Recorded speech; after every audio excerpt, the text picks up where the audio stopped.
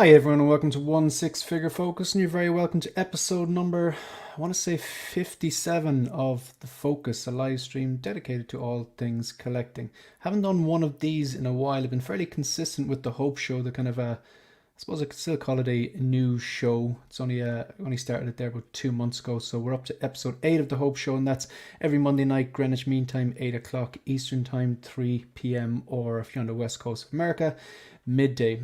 So the Focus, I kind of just tend to dip in and out every time. They're kind of very impromptu. They're not like the Hope Show that are scheduled for that time every week, once a week on a Monday. The Hope Show is kind of whenever I kind of want to pop in and out and stuff like that. I may look and schedule them at some point, but it just doesn't suit me right now. So this particular episode is all about my wish list. Okay, so again, just to clarify, if you've been following the channel, you know I have two lists. I've got the pre-order list, the ones that I've locked in, the figures that I've actually committed to putting down a deposit or buying in full or whatever, or the wish list. They're figures that are on my radar, I am interested in, but I haven't actually committed just yet. You know, I don't like I've never lost an NRD before in my life, and I don't want to start now. So I kind of want to pull that trigger. I want to be fairly certain for the most part. Okay, so I just want to take a look at the chat here. I know it's unusual time here. I'm not expecting too many people in here, but maybe you're watching on the replay. I'd imagine what's the time is it now? 25 past 11 in Ireland here. So what's that? You're talking like 6:25 a.m. in New York, and then you're talking maybe middle of the night, 3:25 sometime on the west coast. So let's take a look at the chat and see if anybody is actually awake and in here. Maybe there's a few night owls around there. All right, so we've got Mike. Mike, I'm telling you, like there was a very old joke. I mean, I'm a fan of Chuck Norris jokes, and there was an old joke. I know there's thousands of Chuck Norris jokes, but there was a Chuck Norris joke. It's like Chuck Norris doesn't sleep; he waits. And there's a few people here no matter when I live stream, they're always here. I'm convinced people you don't sleep, but the support is very much appreciated. Just in case you haven't checked out Mike's episode of Visions, he was the last person I had on Visions. Really good conversation with Mike. Very interesting conversation, actually. Really nice guy. So maybe you consider checking him out. And he's a channel member, so thanks very much for being here. Eddie Rodriguez, who is just rolling out of bed. Love it, brilliant. We got Renz Talentino from the Philippines, I believe. Correct me if I'm wrong there, Renz. I do believe you're from the Philippines. I just want to check. There's something's up on my camera. I think it's a bit more zoomed than I'd like it. Ooh, that's way too zoomed. That seems okay. Maybe I'm just sitting a bit closer or something like that. No harm. Yeah, Mike's just getting out of bed as well. Talia Meyer, all the way from Germany, I believe. Mike just got home from work, so I'm trying to think. I think you're 6 hours behind, so that means you're getting home from work at what, like 5:27? So you're working kind of the late shift then? Would that be correct, Mike? 5:25 here. Wow. Daryl Smith Jr., right on time for my morning walk. Thanks very much. You're listening on the go. Ash Chase, Australia, I believe. Would I be right about that? If I'm wrong, please let me know. And Philippines, 6:25 in the evening here. Excellent stuff. All right, did you have a good day? Hope so. Thanks very much to people tuning in. Right, so I'm going to just shout out to channel members anyway. So whether you're watching live or whether you're watching on the replay, there is a link in the live chat actually for if you want to become a channel member. All right, so what am I looking at? Yeah, so the members. So just a shout out to the members. We've got the troopers and the commanders. The troopers, we got Stephen Rinks. We got Mike, who is in the building here, Payton 23, Chudi, Bendu Windu, Collector, Joey, Ryan Smith. And then in the commanders, we have Alan, the 6 scale Gallery, X-Man Supreme, Michael 12-inch Moose Dream. We've got Philip the Fool, Keith the 6 scale Padawan, Mark Mitchell, William Owens, Brandon Salad, Phil, Empire Strikes Again, Collecting Weekly, Boba Fettuccini. Alright, so some new videos that are on the channel. These ones are live. I've been busy over the last few weeks. So we've got Shit Collector Say, episode 5. Can't believe I've done 5 of these, but like in fairness, the 6 scale community, you'll notice certain phrases, they come into fashion and then suddenly they spread like wildfire and everyone starts using them. Like I know a lot of these phrases are not exclusive to 1/6 scale collecting, but for example, banger. If something's good, it's like, oh, that song's a banger, that movie's a banger, that episode was a banger. A lot of people just tend to use it in the 6 scale community, but yeah, they're just a joke. So I use most of the phrases. Well, I don't use most of the phrases. I use a lot of these phrases myself. But yeah, it's just supposed to be a bit of fun. Thoughts on Nebula? Thoughts on, yeah, this was like just a movie review. It's full spoilers, so if you haven't seen Flash, please don't watch this yet. Maybe wait until after you've seen it. Give my thoughts on the Flash movie. My thoughts on this upcoming announcement. Strange announcement with all those accessories. I suppose it's not strange if you have the Bo-Katan 1.0 and if you've got a Chrome Mando and you have a Heavy Mandalorian, you don't want to upgrade to the 2.0s if and when they happen. You can just get that accessory pack and it's absolutely made for you. Like, so that's a major win if you have those 3 figures and you don't want to upgrade. Also, I actually, even though it was a bit of a gimmick, okay, it wasn't a bit of a gimmick, it was a total gimmick. I did get a lot of laughs out of the, you know, the kid hitting yes, yes, no, no, no. I'm a Grogu fan. I know a lot of people are sick of Grogu, but look, I think he's cute. I think it adds a bit more to the Mandalorian. He's not just a cold-blooded killer. I mean, if you want that, we can just watch John Wick, you know, which I watched John Wick 4 last week and I actually thoroughly enjoyed it. I want to go back and watch them all. I don't think I can watch them all in the 1 week though. I think that's a bit too much headshots. So also thoughts on Moon Knight. Again, look, if you're a channel member or even a subscriber to the channel, you've been following the channel, you know I've yet to buy something from a Disney Plus TV show. Unfortunately, I just don't think the standard is there. They don't have that rewatchability for me. If you love this show and you love all these shows, completely fine. We all have differences, opinions. Watch the show. There's a few things I liked about it, but in general, I haven't gone back to seeing it. So my thoughts on this particular figure. The figure does look great. So actually, just in case, I don't think Brendan Riley's in here, but maybe he watches this on the replay. And if he does watch this on the replay, he's got a lot of people compared this to, they said this Moon Knight's like Marvel's Batman.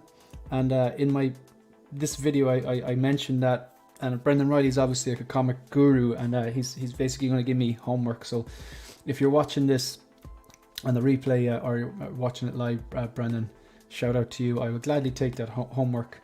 I have read some of the Moon Knight comics on Marvel Unlimited. I've read some of the earlier ones just to get an idea. So I'm not completely uninitiated, and the fact that a lot of people say that, I've heard a lot of people when the show is out saying that this is kind of like Marvel's Batman, but hey, look, I'm open to learning. New streams. So we have the Hope Show episode 1, 2, 3, 4, 5, 6, 7, and 8. I won't be doing 9 on Monday because I'll be away on Monday, but it will return a Monday week. I'm actually really happy with the progress of this particular show. We're getting a lot of people in there, kind of maybe 50, 60. I think there's 68 at one stage, so I'm happy with those numbers. Very much appreciated. Alright, so what you're watching now is the wish list updated. Few upcoming streams. We've got a spoiler stream tomorrow, full-on spoiler stream, review, chat, discussion, thoughts, hopes, prayers, all that kind of stuff on the Bargain Bin Bros. So this will be on this channel tomorrow. So that's tomorrow, Friday the 23rd. It'll be 5 p.m. Irish time or Greenwich Mean Time, which would be midday New York time, Eastern time, and at 9 a.m. West Coast. I put all the logos here. I'm pretty sure Marco from 16Fix is going to be joining me, and Big Breda and Calvin. I'm not sure about Graham or Ben, but look, we're in the group chat together, so it's, well, that's I'm just going to include everyone. Hopefully everyone can make it, but definitely I'd imagine you'd have 4 out of the 6 anyway. So that's tomorrow. I'm really looking forward to that. So full on spoilers. Please don't watch it if you have not seen The Flash. I don't want to spoil anything for you, but if you have, you're more than welcome. And maybe if you haven't watched on the replay, shout out to the 11 people watching. I imagine most of my audience is probably asleep at this stage, according to the analytics.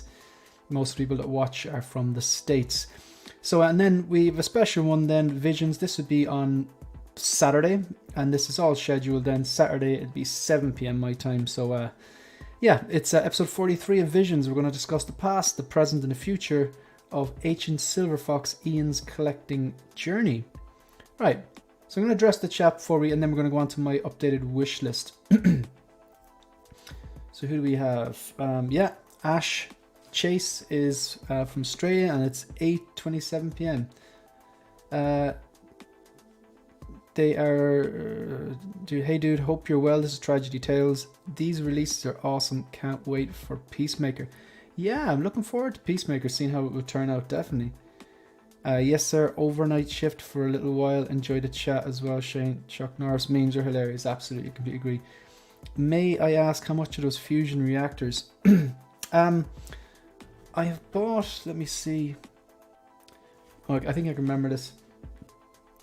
Oh, no, I'm going to get you the exact cost. Just 1 second. I paid via PayPal, so I'm going to go into the PayPal app. Just give me 1 second.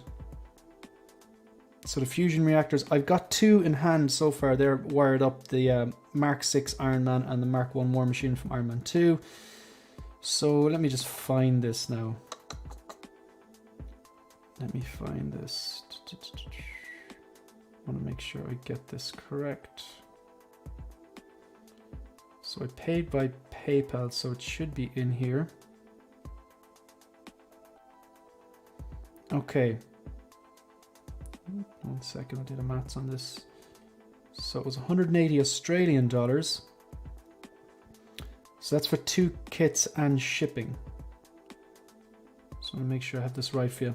Yeah, so the total cost of the fusion reactor kit for the Iron Man Mark 6 and the War Machine Mark 1, bearing in mind that there's 4 dummy batteries for each of them, 1 for the head, 1 for the chest, and 1 for each of the arms. Pardon. It cost me $122. So just in case you're watching from Australia, that was 180 Australian dollars, or euro, 111 euro, and that's the 2 kits and shipping as well from Australia. Like in Ireland, like if you had a globe and you put like a knitting needle or whatever down through Ireland in the globe, it's literally going to come out the other side somewhere close to Australia. You can't really get further away from Ireland without leaving the planet. So yeah, look, they're not cheap, but that was a price I was comfortable paying, put it that way. So it depends on the kit. Maybe check out if you go onto Instagram and go to Fusion Reactors, I believe that's his give me 1 second. I'll actually post this into the chat. Yeah, so it's Fusion_Reactors. Give me 1 second, I'll just post that link. Okay, I should be able to post this into the chat. Yeah, I just posted it into the chat there, so if you're curious, you can go on, see what the guy can do, and then just ask him directly for what particular figure you have and what you want, and see if he makes the kits and stuff. And moving on, just ordered IG-12 from a local shop. Did you go for the deluxe, Talia? You're one of those people who's benefiting from all those accessories for Bo-Katan, Mando, and who else did accessories?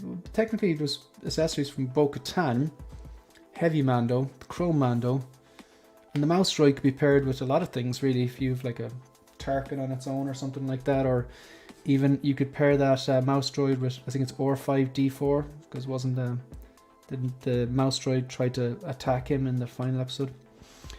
Thank you. They're actually fairly priced. Yeah, I suppose when you think they're definitely more fairly priced than the CCFLs. CCFLs, those bad boys are expensive. But a lot of people I see now are, they're just wiring up the they're, instead of putting the batteries in, they're just wiring up the wiring up their battery powered Iron Man and stuff like that themselves,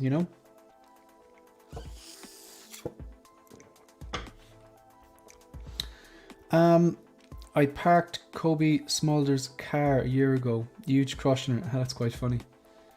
And speaking of Secret Invasion, I haven't actually watched Secret Invasion yet. Have not watched it. Right, look, we're going to get stuck into this. So, my wish list updated. So again, now, just to be clear on that, like, some people consider the way some people phrase their wish list, they're like, oh, look, no company is making figure XYZ. I wish a company would.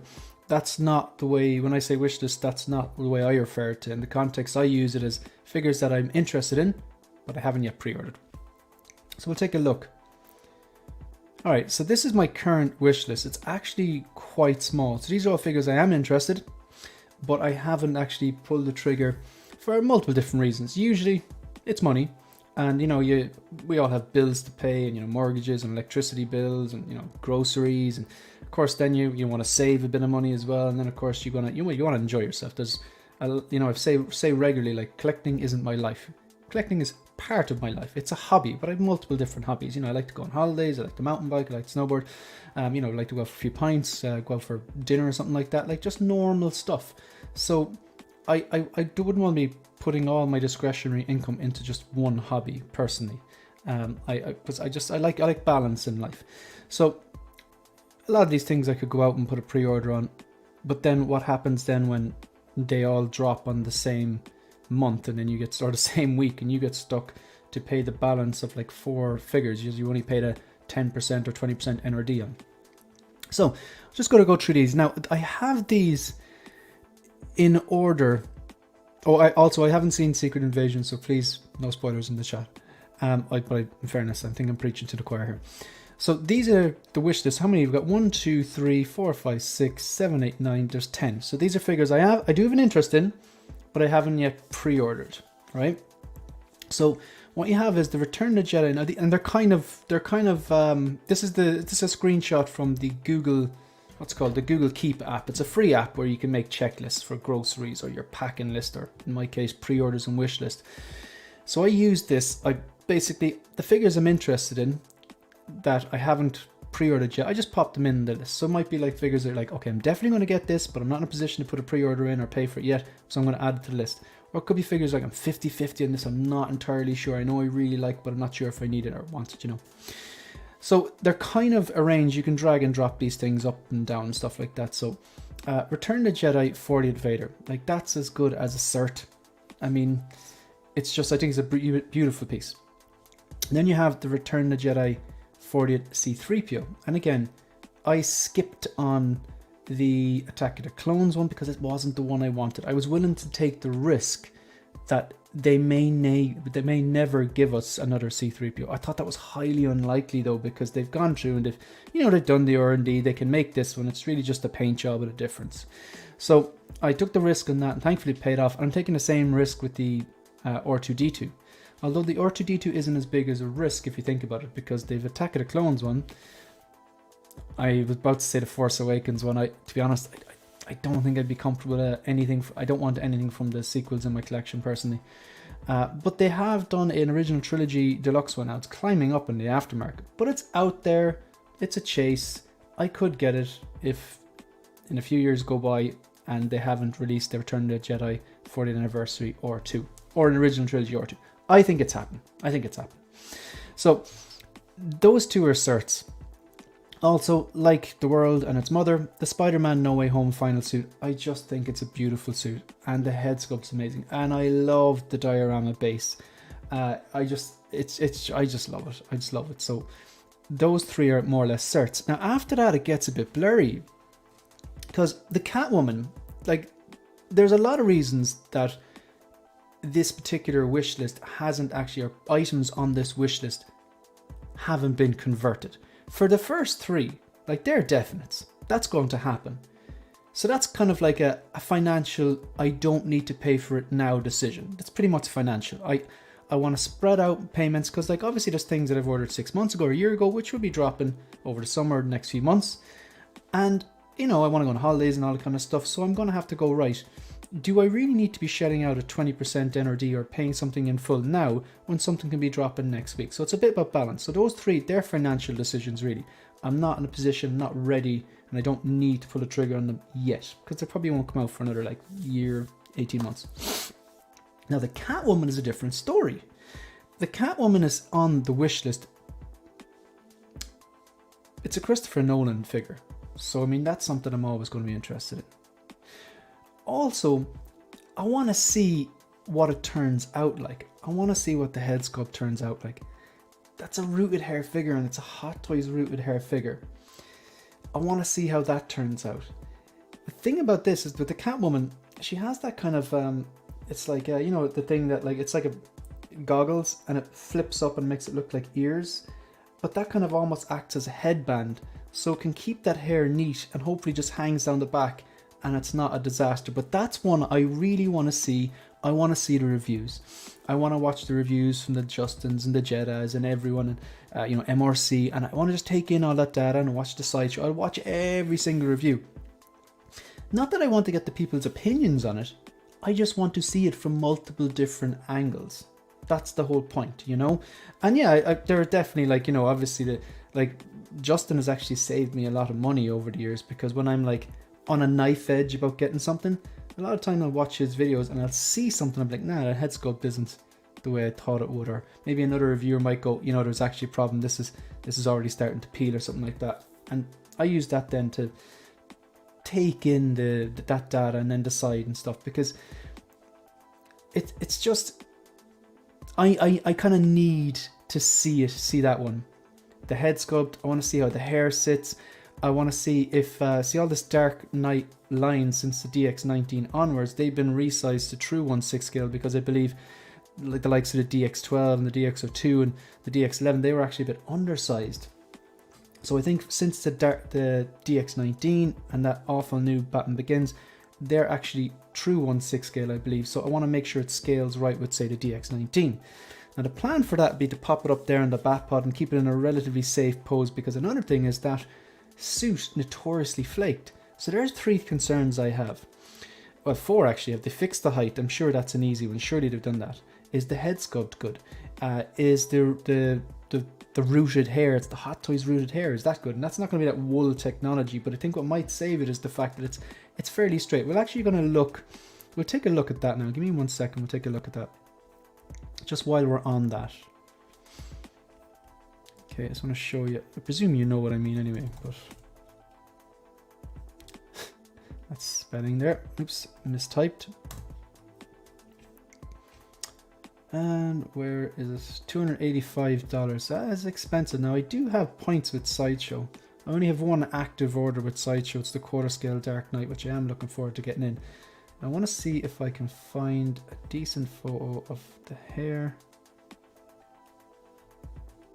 because it is a concern. You can kind of see it there. I want to get a better one. Why don't they show the hair from the sides or the back?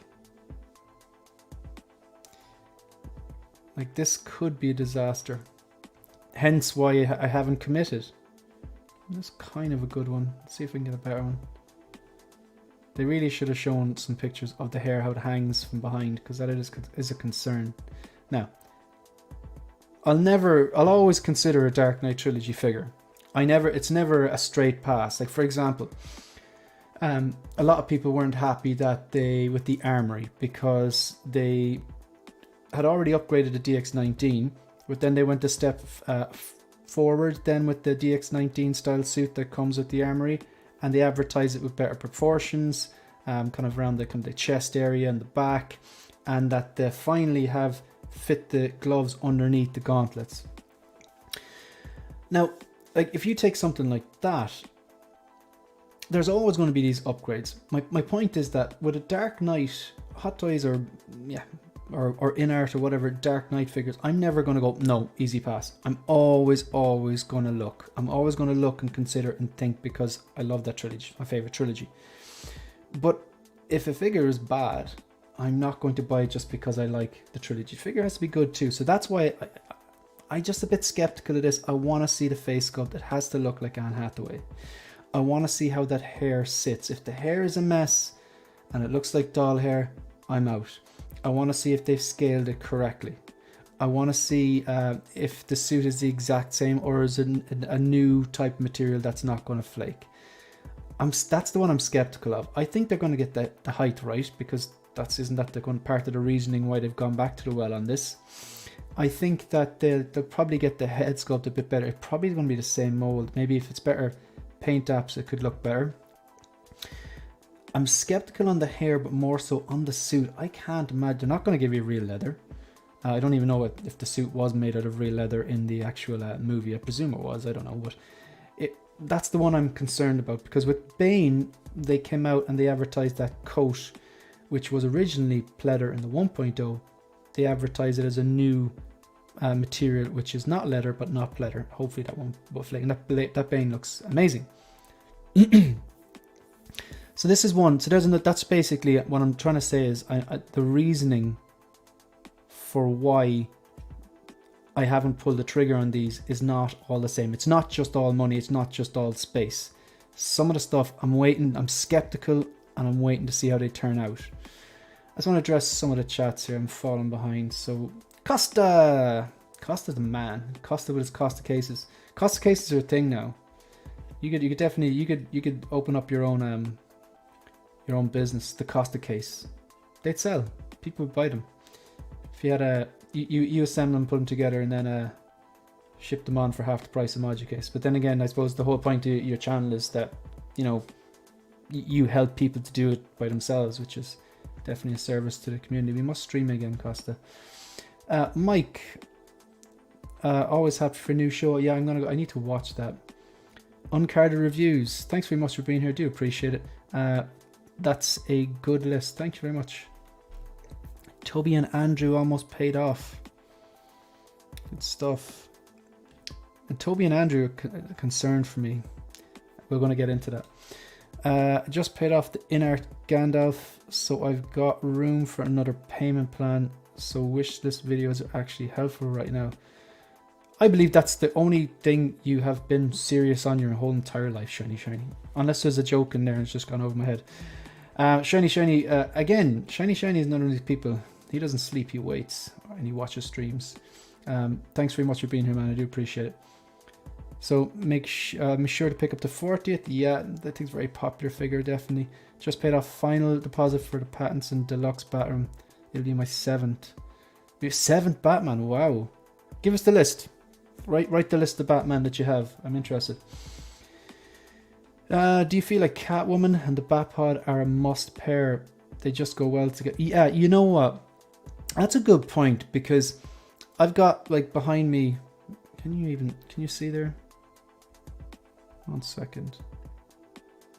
So obviously I have the DX19 there, backwards and posed with the in-art Joker. So I've got the Batpod here to my left. It's on top of like a comic book, a bookshelf basically, and it's idle.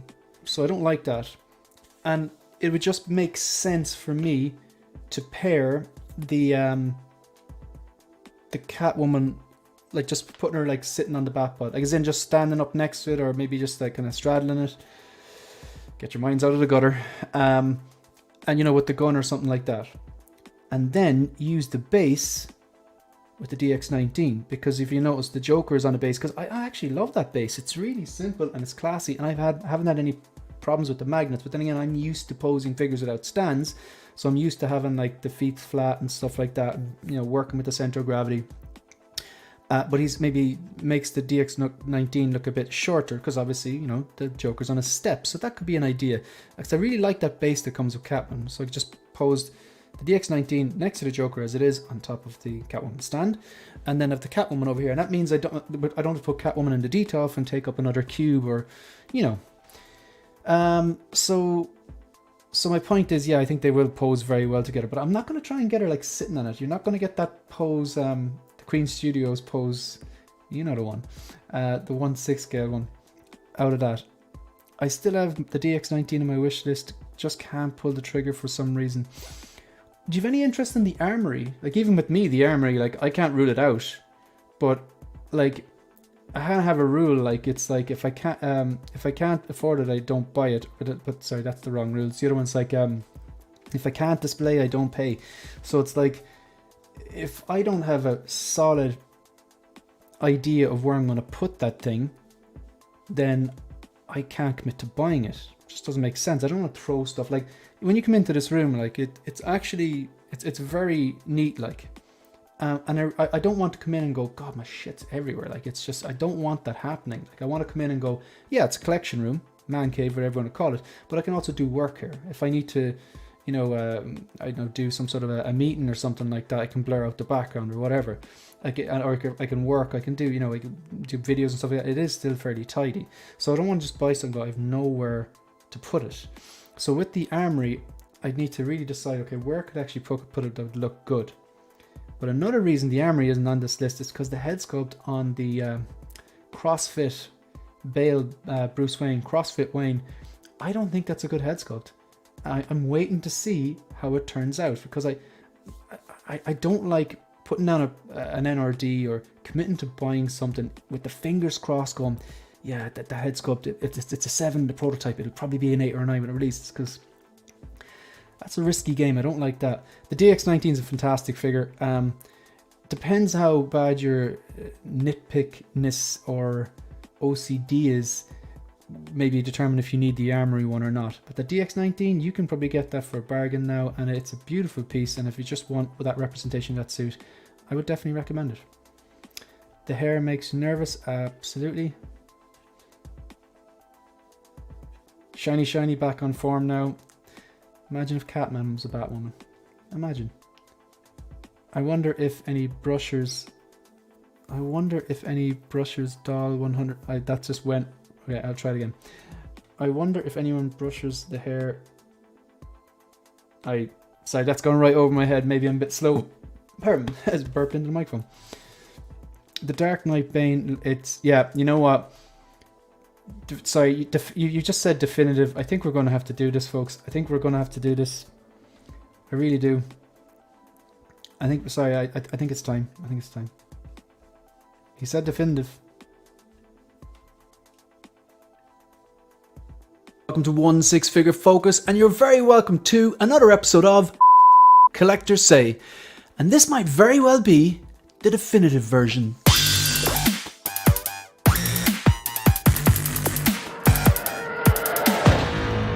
So why do you collect? I collect for the nostalgia. I collect for the art. I collect for the connection to my childhood. It's an investment. I collect for the resale value. No reason, I'm just a massive hoarder. Skews. I have no idea where I'm going to put this. Worry about it later. I'm not sure if I have the space for that one. That's a problem for future me. I'm running out of space. I have a plan. I have absolutely no space left. Show me your poses.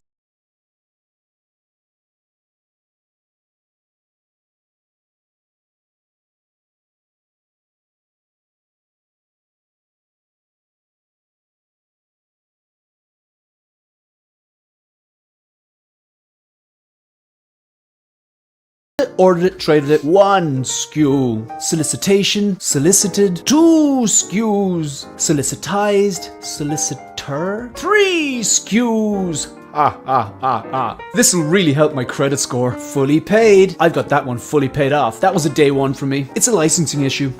I'm getting out of hot toys. I'm moving into statues. For nostalgia, it's a piece of my childhood. Nostalgia. I just don't have a connection to that character. Nostalgia. It's the definitive edition. Nostalgia. Bought it, sold it, ordered it, traded it, cancelled it, passed it, skipped it. Lost it. Nostalgia.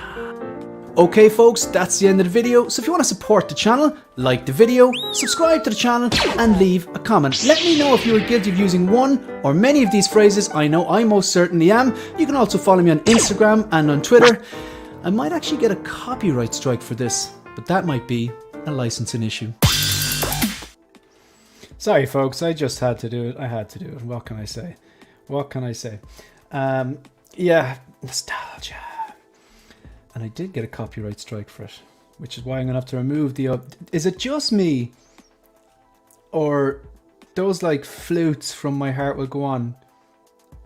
It makes me laugh every time I hear it, because I associate that with memes and stuff like that now, and not with the romantic movie that was Titanic. Is it just me? I hear it and I automatically think there's a joke coming. It's been memeized. I'm a huge Batman fan, collect mainly DC. Oh, show us the list. I want to see what 7 Batmans you got. I have the, oh, here we go. J&D Catwoman. Wow, that is spenny. That is spenny. That's, you commit, man. So that's the standard of my collection. If it doesn't measure up to the J&D Anne Hathaway portrait, then that's, you know what, man? That is 100%. I get that. I'd say it'd be very hard to go back. Like, you know, it'd be very hard to go back. Mike, the announcement of the armory convinced me to pull the trigger on the tumbler in hopes to get future Batcave. Yeah, that tumbler as well is getting dropped down. I think I can't see them doing that again. Then again, in a long enough timeline, everything gets reissued. But yeah, the tumbler is something I'd love to have. But to be honest, it just goes back to, like, you know, if I can't display, I don't pay. So where am I going to put it? I just don't have it, unless like I commit to getting modu cases behind me. And who knows, maybe in the future I go, you know what, I'm actually just going to get modu cased, and then I'll be like, damn, I went modu cased, and now I would like, I now have space for a Batmobile or whatever, and now I can't put it in, you know what I mean? So now I am getting the 89 Batmobile, but I do have a space where I can display it. I'm not overly happy with putting it on this. There's a windowsill right here. So that would work. I just don't know if that's the right place for it. I think I need to be a bit more creative. I want it to look like it belongs in that particular area, if that makes sense. Tragedy Tales, Nightmare Batman 2-pack, Sonar Suit, DX19 Battle Damaged Armored Batman, DX09, then Robert Pattinson coming, the Warner Brothers 100. You went for the blue and black, or blue and grey. Mike ordered 2 of them, I believe. I also have Keaton Batman on pre-order and Chunky Boy Batman. Is that the one with the bike, I presume? You got a problem with CrossFit legs? Yeah. No. I think I actually really like that set. Like, the concerns I'd have with it are, okay, I'm not concerned about the suit just being a suit and not a figure. I do think it's going to be a fully articulated figure. I'm not concerned with that. First thing is the head sculpt. I don't think the head sculpt's good enough. I think it reminds me of Bale in American Psycho when he's peeling off that face mask, only they've kept it on. That's what I think the armory head sculpt on CrossFit Batman looks. The overly jacked arms, Christian Bale's fairly jacked in the Dark Knight Rises, but yeah, there's a bit, their arms are a bit too jacked, but I could get over that. That's not an issue. It's the head sculpt. And the second thing then is, that's supposed to be glass. It's supposed to be like some sort of like glass, I don't know, bulletproof glass or whatever. It looked very, very transparent, looked crystal clear in the movie. And I'm wondering, will that look plasticky? And if it doesn't, will it turn yellow over time? That's what I'm concerned with. Again, hence, it's not on the wish list. I want to see it. Like, I probably should put it on the wish list, but I don't feel the need to upgrade. When it comes out, it could be a different story. I know that InArt are planning on doing their DX19 style sometime before 2049. But I do want to hold out and kind of see if maybe in the next year and a half, they actually put up the prototypes of their Bale Batman. So at least then I can see, okay, this is InArt's version of the DX19. And then by then, the Hot Toys one will probably be out, the Armory one go, right, which one does look better? It's just a consideration. But the thing is, I actually love the DX19 and I'm not sure is it enough for me to commit for buying that big set. Is it going to be enough to justify to get the upgraded version? But then again, see, I'm literally thinking out loud. I haven't made a decision on that, but it's not even on the wish list yet. I want to see the head sculpt. The head sculpt is good. That'll draw me in because I do like the way you have CrossFit Bale. Like, it's just because it's the Dark Knight. It's definitely I'm a bit more biased towards it. But I want to see the head sculpt, and I want to see how the rest of it turns out. I think there's an issue with the fingers as well. They look very plasticky, and I want to see if they nail that suit. And obviously if you can hopefully pop the head on and all that kind of stuff. And I do want to see how that plastic turns out, because if it looks like a Tupperware lunchbox, I'm out. I'm not doing that. We'll have to see. Nostalgia. No, I definitely wasn't going to say that. Shiny. Problem for future me gets me every time. Literally, yeah. The problem for future me is dangerous, because you might go, oh, loved No Way Home. It was great. You know what? I'm gonna order Doc Ock, and then I'm gonna put a pre-order down for Electro, and I may as well get the 2 versions of the Goblin and all the Spider-Man, and then all that stuff drops towards the end of the year, and then we're in trouble. Things collectors say is one of my favorite segments. I appreciate that. They're actually the most fun. They're actually the most fun videos to make. Like it's goofy how much I laugh when I make them. Like, because a lot of those phrases I know I'm guilty of using them myself, definitely. But a lot of them we do tend to use. We have a. We do actually have. They should put together like a key phrases, because like if people were non-collectors watch these streams and some of the lingo we use, they'd be like, what are these people talking about? Like, but they're a lot of fun to make, so I'm glad people are enjoying them. Nostalgia. You went in deep. So there were 2 big YouTubers who can't play instruments at all, who did an almost completely unrecognizable cover of My Heart Will Go On, and they were hit with a copyright strike. That is mad. That is mad. If I can't display, it doesn't stay. Best collection advice ever. Words live. You know what? On card reviews, I'll go a step further. The phrase, and don't mean to be like pedantic here. I don't even know if that word is used in the right context. I think there's another word I was trying to go for. It's if I can't display, I don't pay, because you don't want to commit to something that you can't actually display, and then when it comes into your collection, you're like, all right, what do I do with this? And then you sell it and you're going to take a loss then. Now, look, I've pretty much taken a loss on nearly every Hot Toys I've ever sold. I don't sell that much, but I have in the last few months definitely got rid of things that I'm like, okay, I don't need that. Like, I don't need a DX02 Batman because I have the DX19. That's an upgrade. I had 2 upgraded suit Spider-Mans. I sold one because I wanted to get the Batling version. It just made sense. But you always take a loss, and I don't complain about it. Like, that's not why I get into this. I'm not into this to make money. If I go to work to make money. You know, you invest to make money. But I don't get into it for. I'm not in it for that. Obviously, it's great to get some money back if you do have to sell something. But I just think if you were to commit to buying something like, I don't know, a DeLorean or a 1989 Batmobile, and you get in, you're like, oh, it doesn't really fit in the place, or it doesn't look right. And then you sell it. Really hard to sell big things like statues and vehicles, and you're always going to take a loss. So I would say, if you can't display, don't pay. Before you click that pre-order button, go to the space where you're thinking about displaying it, measure it, and then take the measurements from Sideshow of the Batmobile. Like, for example, that Batmobile is 110 centimeters.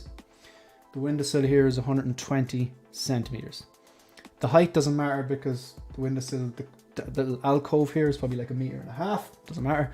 But the depth of it, like the width of the Batmobile, I think is like 40 centimeters, something like that. And the width of this windowsill is about 30. So I'd have to put like a piece of wood down like a platform and then put it on top of it, you know. So yeah, I'd be conscious of that. Mike, I just don't believe it's you with the exclamation marks. I'm actually worried about you. That's the second time you come in my stream and you haven't used exclamation marks. I'm genuinely worried. Mike, can you just let us know it's actually you? Because I think it's a scroll.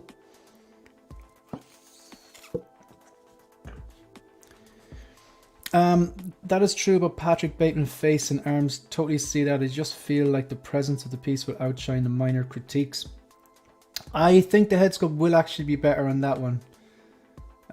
But then again, I'm still not going to take the risk on it. Alright. Sideshow doesn't ship modu cases. Now that's some BS. I thought Sideshow... No, Sideshow do sell modu cases. I'm not sure what you mean, Ash. Can you clarify? Right, so the next thing on the list, the Wolverine. Okay. Yeah, look, how do I summarize this? The best thing about the Wolverine movies, the Fox ones, was Hugh Jackman, in my opinion. I thought he nailed the role. Now I know that like Wolverine is supposed to be, you know, shorter, whereas Hugh Jackman's like 6'6" something. I just thought he did a bloody great job. First of all, the physical condition that man got himself into, and he was no spring chicken when he got that role, like, and he's no spring chicken now. But the condition he got himself in for that role, I just thought was amazing. I thought he had the look as well, just like the facial hair, the hair and stuff like that. I thought he like when I watched, like, I'm actually going to go back and rewatch all those X-Men movies for him. I just love, he's very good at playing an asshole. I really, really like that. So that's something that I would like, this representation. And also the fact that it has comes with a real leather jacket is cool. The base is pretty cool. Everything apart from, there's one thing about this figure that I don't particularly like, or that they could make it better. So there's one thing. Why isn't this sharing? Come on, there we go. So there's one thing about this particular figure. So I want to take a look at this head sculpt. That is a very convincing head sculpt. That's great. Like if it comes out like this or near this, got the real leather jacket. I like the proportions. I really, really like this. Has someone actually... Anyone figured out what I don't like about this? 21 people in the chat. What do I not like about this? Come on, folks. It's not that I don't like it. It's just... It could be a perfect figure if they've included these, but I know why they haven't. Anyone at all?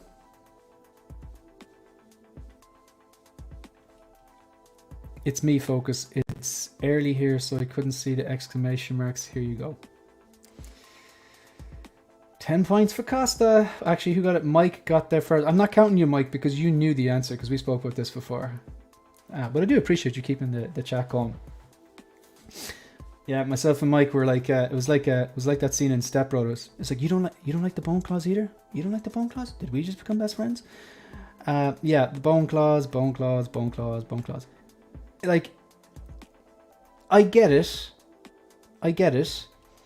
In the movie, now this is actually my favorite X-Men movie because I didn't think much of the original trilogy.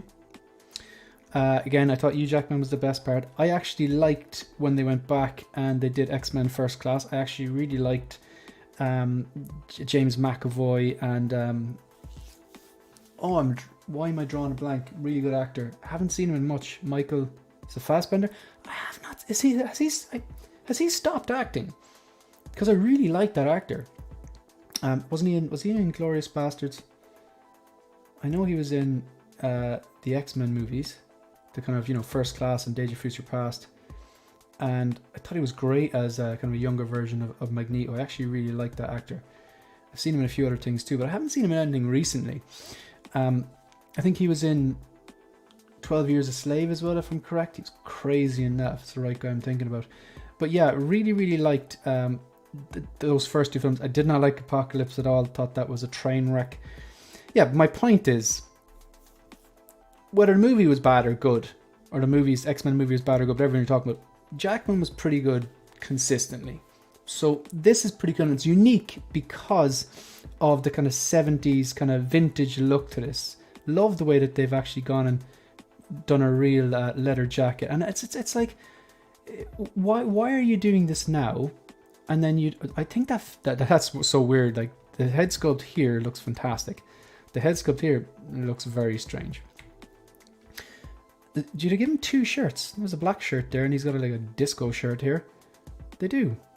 Now I'm wondering, like, the belt as well, are they going to cheap out and go, okay, we'll give you a leather jacket, but we're going to give you a pleather belt, even though they're the same color and they should both be leather. And then are they going to cheap out and, you have the figure for a year or two, and if you're in a climate that's susceptible to make pleather goods peel, are you going to have like this pristine looking leather jacket and then this peely pleather belt? I hope they go leather with the belt, but I don't think they will. I like the way they've done the seamless wrists as well. To be honest, I'd probably get over the bone claws. But there's another factor. Again, this comes back to the wish list. Let's go back to the wish list again. These are figures who are just joining us. The 25 people in the chat, really do appreciate it.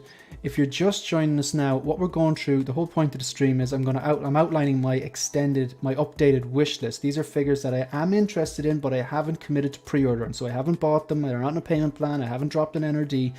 And there's various different reasons why they haven't converted. It's not all monetary. The first three I'm definitely going to get, the top three in the list, the Vader, the C-3PO, the Spider-Man No Way Home final suit with the diorama base and all that. That's purely monetary. It's just a cash flow. I'm going to wait until closer to their release date. Catwoman, I'm waiting to see if the height is okay. I'm waiting to see if the hair is okay. I'm waiting to see if the head sculpt's on point. I want to see if that particular suit is just the same old pleather and you're going to have the same old issues. I don't want to have that. The Wolverine, one of the reasons, okay, there is a movie, my number one, I want a bit of participation here. There's 28 people. Massive thank you to anyone here in the chat who's taking the time out of their day to watch or listen. Maybe you consider hitting the like and subscribe button. But if you get a bit of engagement here, I'm asking is, what is my number one most anticipated movie over the next few years? Now it does tie in, it's fairly obvious. So this Wolverine here, it's on the wish list. I haven't committed to it, even though I think the figure looks beautiful. It doesn't have the adamantium. Like, what is the number one movie? What am I waiting for here? What is the reason I haven't actually committed? Uncarded reviews, you're absolutely right. I was looking at that and I was like, strange move with the old the curl there. Like, I mean, it's, you know, I don't remember him having that. But I will say it adds a bit more realism. Can you put another Wolverine adamantium claw? Nah, I don't think that ever looks right. When you take pieces from another figure and put them on, I don't think that often. Okay, I'm not a customizer, I'm not a modder, so I'm not an expert. But a lot of times you pop an old head sculpt on a new figure. Sometimes it works, but a lot of time it just something doesn't look entirely right. So yeah, I wouldn't entertain that, Mike. I see where you're going with that, but no, I wouldn't do that. Is the stunning and brave Riva in your wish list? She no man. She's not. Simply because the Kenobi show didn't blow me away, and I also did not like the character. I liked the actress. I thought it was unfortunate. Unfortunate is probably not the word. I didn't like the way she got a lot of abuse and a lot of racial abuse. I thought that was completely unnecessary. I mean, it goes without saying it's completely unnecessary. So no, the Kenobi, the show as a whole, didn't blow me away. There was aspects I like of it, mainly when Vader came on and wrecked the gaff. I liked the scenes all the scenes with Vader I actually quite enjoyed. I really liked the fight at the end. But the only figure from that I'm interested in is the battle damaged Vader, because I think it's stunning looking. No, she's not on my wish list. I won't be picking her up. I wasn't a fan of the character. But that head sculpt is one of the best prototypes I've seen in a long time. That is, it's as a collecting weekly guys would say, it's shrink ray. So very look, I'm interested to see how it turns out, and I think a lot of people will be very, very happy with that. No, so she's not on my wish list, not a figure I'm interested in for those reasons, but I think the figure is stunning. Yeah, hey, Prometheus, man. Sorry, Mike. You can subtract 2 points away from me. Absolutely right. Scaled down shenanigans. Deadpool. Yeah, Deadpool 3 and Barbie close second. Yeah. No, Deadpool 3 is my most anticipated movie over the next few years. I mean, come on. The first two Deadpool movies, I loved them. I actually liked the second one more than the first. I loved Zazie Beetz in that. I loved Cable in it. I liked Josh Brolin. I thought the Cable, the idea of this future warrior sent back, come on, like, it's, as a Terminator fan, how am I not like that? A mechanical arm, a light up eye, the condition that Josh Brolin got him in that for that movie. And again, like, very hard for anyone to get in that condition in your prime, but the guy, he's like pushing 50 and he was ripped to bits. The way he portrayed the character, the inclusion of a little bit of dubstep. I love the way he had a bunch of different guns with him. Like that Cable figure. It's not perfect. We know they made it a bit too skinny. You don't really have the option to pose it without with the top off and stuff like that and show all that stuff. It's just a bit too skinny and it's not accurate. But you put the t-shirt, the vest with all the kind of gadgets and stuff on it, and the poncho, the gun. It's a figure that comes. I love figures that come with a lot of accessories that you can display with a lot of accessories, but not make it look like you're just shoehorning them all in. I love that. Like Snowspeeder Luke's another one. You can include with the helmet. You can have the lightsaber hanging off his belt. You can have the blaster on the belt. You can have him holding that grappling hook. There's a lot going on there. I love that. So, love the first two Deadpool movies. So I really hope. I've heard they're carrying this on for the rated R. Really interested in that. So I'm looking forward to the third movie just being a Deadpool movie anyway. Hugh Jackman back as Wolverine is a big deal. Hugh Jackman back as Wolverine with Ryan Reynolds at Deadpool is a big deal. And then put them all together. Deadpool 3, Hugh Jackman and Ryan Reynolds together, keeping the rated R, and they're putting it into the MCU. That's what I'm a little bit worried about. How's that going to work with a rated R? And given the standard, I think we can all agree, the standard of the writing and the movies that we are getting from the MCU for the last few years, post Endgame, barring a few exceptions like Guardians of the Galaxy 3, Spider-Man No Way Home, it hasn't been great. Like the Eternals, Multiverse, Thor Love and Thunder, a lot of duds there. Again, you might be, I might have just named 3 of your favorite movies. If that's the case, fair enough. But I'm really looking forward to it, and I have faith they're going to do it right. But I want to see how they do it. So my point is, Wolverine, he's not been converted onto pre-order yet. It's a long way to wait. I think realistically, I think Wolverine is one that could get converted onto the pre-order list, because I really like, Bone Claws or not, it's a beautiful looking figure. And what's Deadpool was pushed up to May 2024, so you're talking a year's time, because it was originally supposed to be September, but I think it was something to do with the strike pushed it up. I don't know how that even works, but yeah. So next year it'll be out.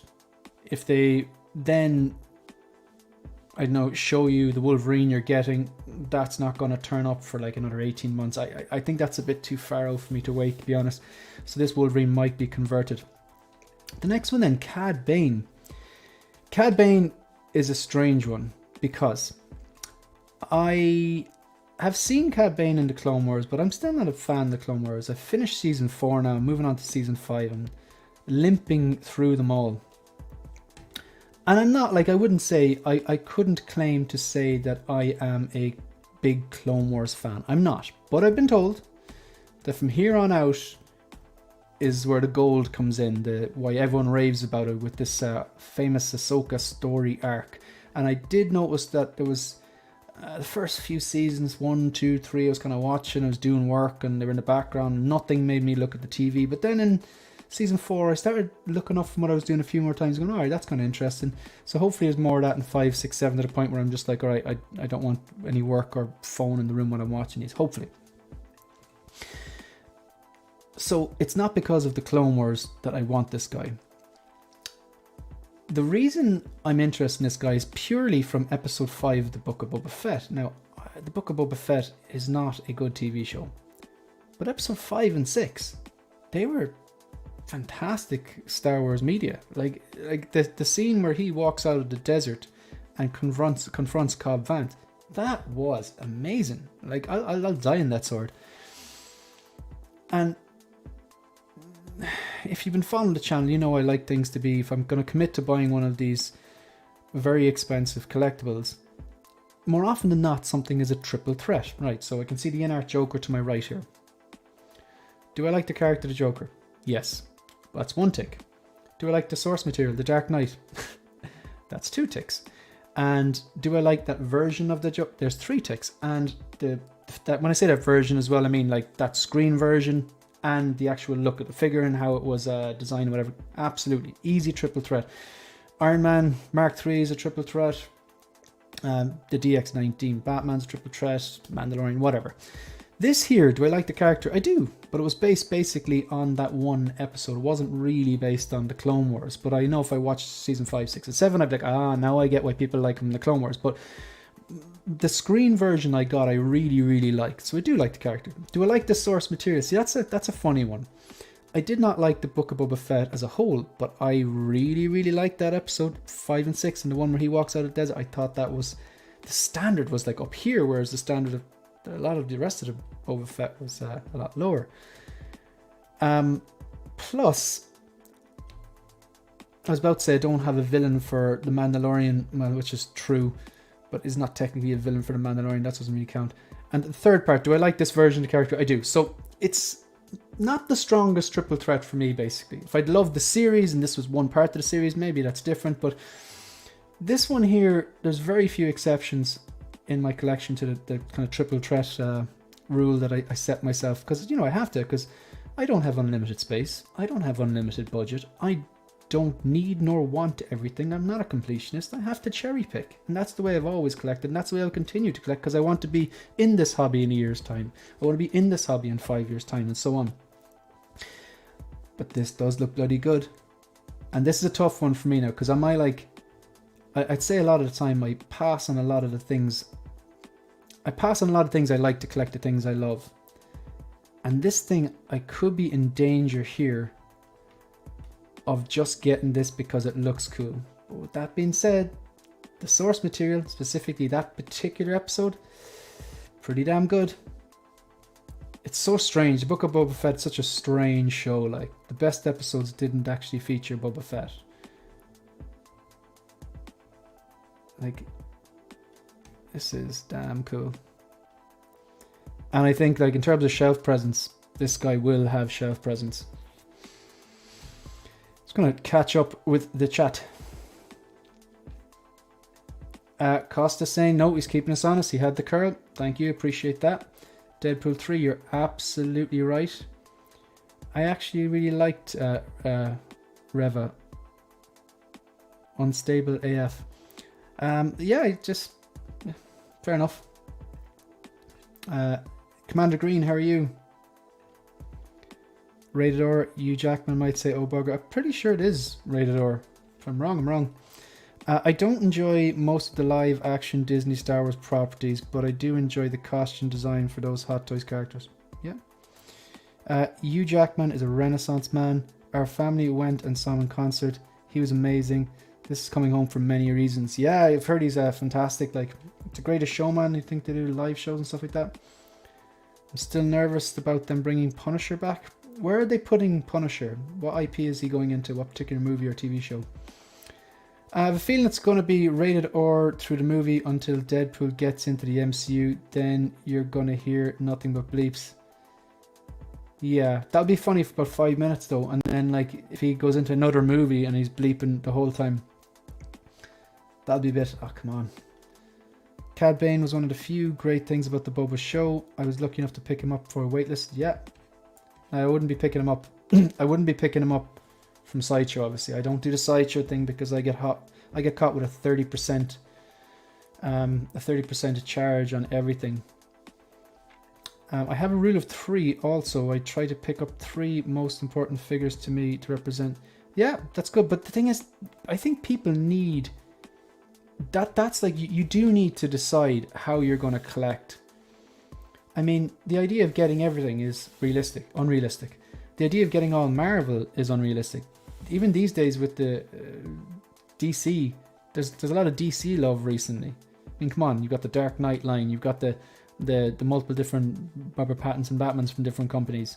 You've got all the stuff that's going on from the Flash. You know, you've the computer version, Batman Beyond or whatever. So even like that is probably unsustainable. So you really have to know what you want.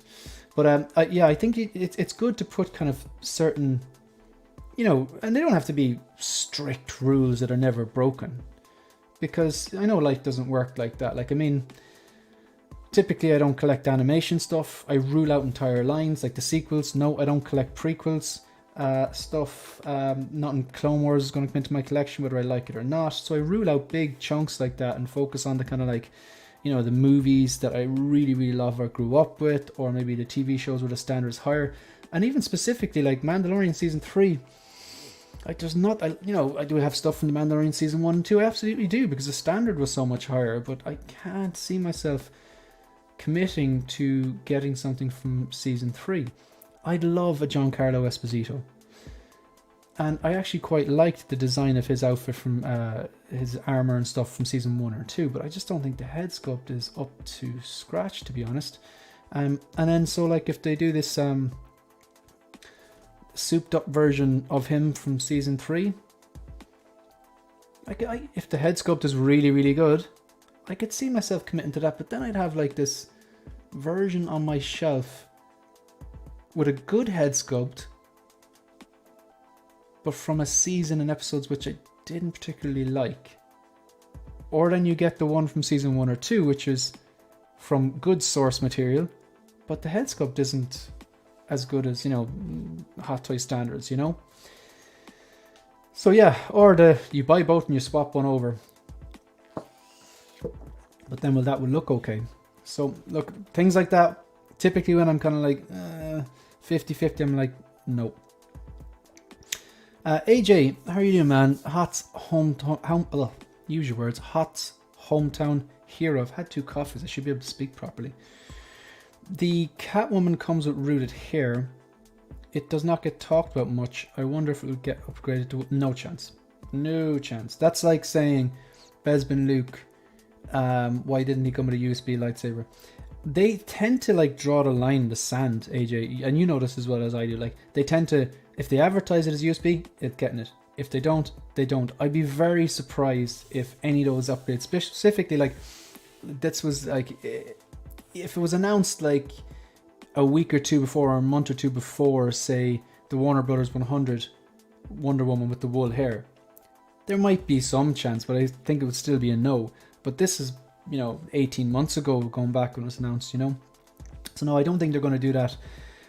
The first USB lightsaber we'll see will be the Kenobi one, or the Vader one from Kenobi show. I think they were the first ones. Luke Bespin kind of just missed a cut for like a month, but yeah, look, I'm comfortable getting a CCFL for it.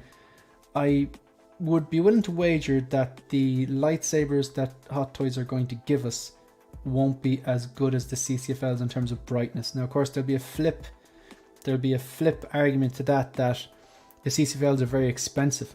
100% correct. I can't argue with that fact. That 100% correct. Also, I only have one, so I've only got one piece of data. I've only had it for a few months, and mine doesn't overheat because I put it at 25% brightness, and for me that looks like a lightsaber to me. And I always, at the end, if I have it on for especially 1, 2, 3 hours, I'll just touch and kind of feel around the lightsaber all the way along it, and it maybe feels a little bit warm, but not like hot to the point where I'm worried. But maybe that's because I have it at 25%. So I've heard they can overheat and they can melt. I've heard they dim over time, and I've heard eventually they burn out. So, in a year's time, maybe I'll be saying I'll never buy a CCFL again. Time will tell. But yeah, no, I don't think she's going to get upgraded there. Triple H. Oh, that's funny, actually. Yeah, Triple H. That's what I'm going to call you now.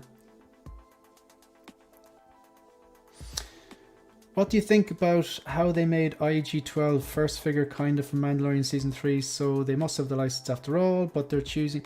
I think they realised that Season 3 was poorly received and that people weren't going to rush out and buy all the stuff from Season 3. And also they have a beautiful chrome Mando still sitting there with a Pedro Pascal head sculpt.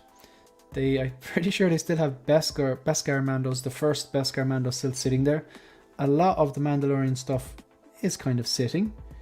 So I think they realized, okay, if Season 3 was an absolute banger, maybe they would justify doing 2.0s and stuff like that. So that's, again, this is like part of the way I'm thinking. They goes, you know what, we're just going to give the people the upgrade stuff. Maybe they'd done the R&D for that melted Heavy Mando cannon, or the Bo-Katan shield and shoulder pauldron, whatever. But then again, like, they did tease this rooted hair Bo-Katan, and fair enough with the IG-12, they're giving these accessories. So if you're sitting there going, I have a Bo-Katan, I have no intention of upgrading. I have the 1.0 Mando, I have no intention of upgrading. If you have the Beskar Mando or the Chrome Mando, and you're sitting there going, they're just after giving all these upgraded parts to this, then like you're probably sitting pretty going, this is brilliant. But like, if you don't have any of those figures and no intention of getting them, or you didn't like their appearance, like for example, I did not like when the Mandalorian picked up the Electro Baton and the jetpack and the shield, which belonged to those other troopers, which I actually don't like the design of either. I just thought, oh my god, that I know that a lot of these IPs are designed to sell merchandise. I get that. I know that there's a bit of puppetry involved, but I don't like to see the strings.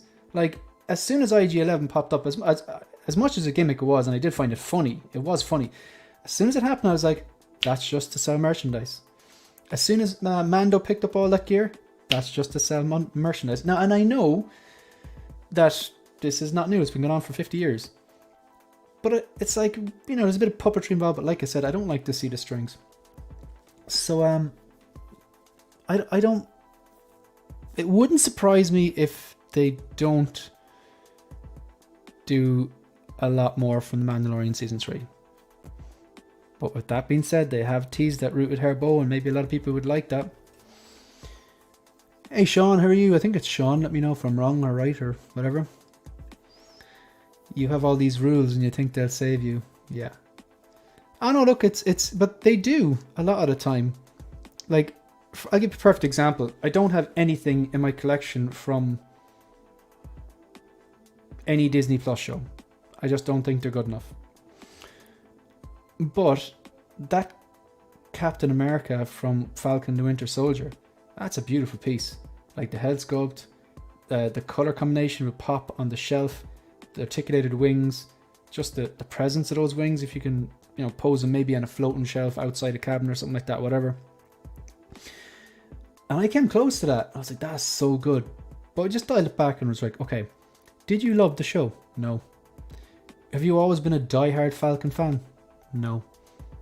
So I kind of caught myself on it. And you know, it's a perfect example of me going, no, you don't need this. You think it looks cool. But you know, you probably won't love this in 5 or 10 years. That's another thing, is like, I worked backwards and got the MMS 203 DO5. That is the 1987, the Robocop from the 1987 movie in the mechanical chair. So it's a Hot Toys MMS 203 DO5. And, you know, I paid above retail first. Like, if you go back and check, it wasn't like astronomically above retail. Some of those go for like $1,000 on eBay. But I definitely paid above retail. It was a price I was comfortable with. But the thing is, I was asking myself going, okay, yeah, you only live once. Will you still like this in 10 years' time? Yeah, I'll probably still like the Robocop movie until the day I die. So that nostalgia is never going to wear off. If it hasn't wear off at this stage, it's not going to. So that's a triple threat. Did I like the character Robocop? Yeah. Did I like the source material? Absolutely. Do I like that version? 100%. Comes with a chair, man. So yeah. Do you know what I mean? So the rules, as in, that's just how I approach collecting. But if you have your own kind of like, if you pick your lane, or as Mike would say, put guardrails on your collecting habits. Choose a focus. What are you going to, what's important to you? Maybe it's the nostalgia, or maybe it's like a certain IP, or maybe it's original trilogy, or maybe you're just going to collect Rogue One and that's it. You just want to complete that line, or maybe it's Mandalorian Season 1, or maybe you're into Transformers, you know? But it's important, because otherwise you will get carried away. I personally think it's a good thing, but yeah. And so I could say the same thing for the both Terminators behind me, and you know, etc, etc, etc. And to be fair, LEDs don't last forever. If they're plugged in steady and running, they could wear out. Deal with that with the landscape lighting all the time. It's good to know. Yeah, I put fusions into my Mark 6 and Mark 1, as I've been harping on about for the last few months, because I'm bloody... like, it's just, I love this. Like, I love that I can just walk up the stairs, right? Give me 1 second. So on my way up the stairs to, I don't know, go do a stream, or maybe I'm filming a review, or just doing a repose, whatever, that I can just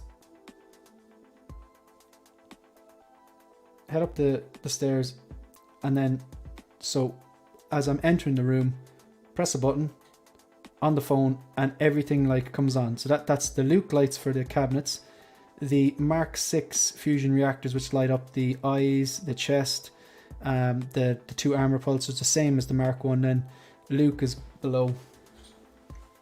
Yeah. So Luke has the saber there. Like, I love that. And I know that, like, look, I'm not the first person to do that. I won't be the last. There's people with way bigger collections, more extensive than myself. But that's just something I kind of wanted to work towards. Just one button, turn them on. And even like with that, I can just turn specifically the fusion reactors off if I want as well. But yeah, Commander Green, it's like, yeah, that's something that it's like, it would annoy me if like the LEDs in, say, the Mark 6, which is, you know, one of my fire figures, just burnt out. I'd be like, damn, you know. But it would annoy me, but it's I don't worry about it that much, you know. Again, from watching different streams and other collectors who have used either fusion reactors or have gone and made their own versions and wired them up themselves, and they've had them for years working. Actually, Jay, brother Cousins, told this story. I think he has pretty much everything in his room, touch your button, lights up, and he's got like vehicles and stuff. And I remember him telling this story. It was around the time I got the fusion. I was a bit worried about that. He said that he once like went on holidays for the weekend and then realized he was on a beach or something like, and he realized, I've left the DeLorean on. And when he came back, then he expected all the lights to be burnt out. Lights were fine, no problem. And some people say that they've hacked or either hacked or wired up stuff and they're fine for years. So it could be the look of the draw as well. I think Rooted Bo-Katan would be with Ahsoka or a future project. The shield comes with a new gauntlet to attach it to Paz Vizsla blaster.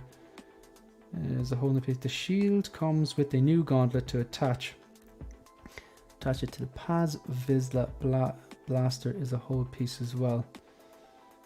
I'm struggling with the second part of that sentence. I get the first part. I think that Rooted Bo-Katan will be with Ahsoka, okay, or a future project. The shield comes with a new gauntlet to attach it to Paz Vizsla's blasters. I don't get that. What am I missing? I thought the shield was for Bo-Katan, no? So, just like Return of the Jedi Luke, I think Hot Toys will make an Empire Strikes Back battle damage Luke. The current messy hair looks like the training messy look, not the fight against Vader. Yeah, you could be right. You could be right there. Could be right there. Sorry, I just spotted this Ash chase. I watched the Origin last night. Queensland. This is it State of Origin or Origin of State? So this is the big Aussie Rules game, isn't it? Because remember like a few years back, like there's like 2010, 12 and 13, I flew over to Queenstown, New Zealand for basically the months of June, July and August, depending on, usually between 5 and... I went over there for the season. I used to snowboard. And in the evening, like, I'd always be there kind of like around this time, June, July, and State of Origin was on. And I remember it's been a massive deal and like everyone was out at the pub watching it and stuff. So, yeah. We'll probably get another version of Marshall IG-11 with repainted deco and armor. Yeah, just too many repaints. Mike's all in for the Rooted Bo-Katan. Got a few exclamation points there. We know it's really you. Love the design of the Imperial Commandos. Their design is different from other media they've been in, but around. Yeah, I wasn't a fan of those Moff Gideon troopers, not to be honest. Don't buy backwards, should be on shit, collectors say. Yeah, I have a Into the Google Keep app. You're right. You're right, shiny. Okay.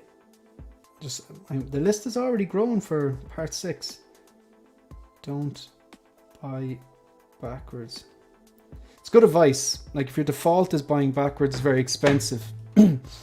I have gone backwards on a few. 2 Terminators, an Obi-Wan Kenobi, and a Robocop. But I find I kind of wait for the deals. They're out there. Every now and then you get a gem. I got that Alec Guinness Obi-Wan Kenobi for $300 shipped.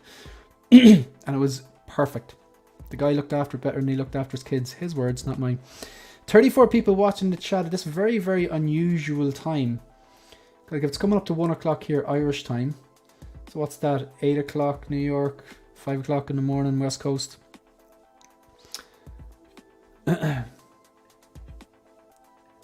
State of Origin, that's it. Yeah, so we'll move on to pardon me. Gonna move on. And again, like this wish list is not only like, it's not a random order. I tend to put the more important figures that I want towards the top.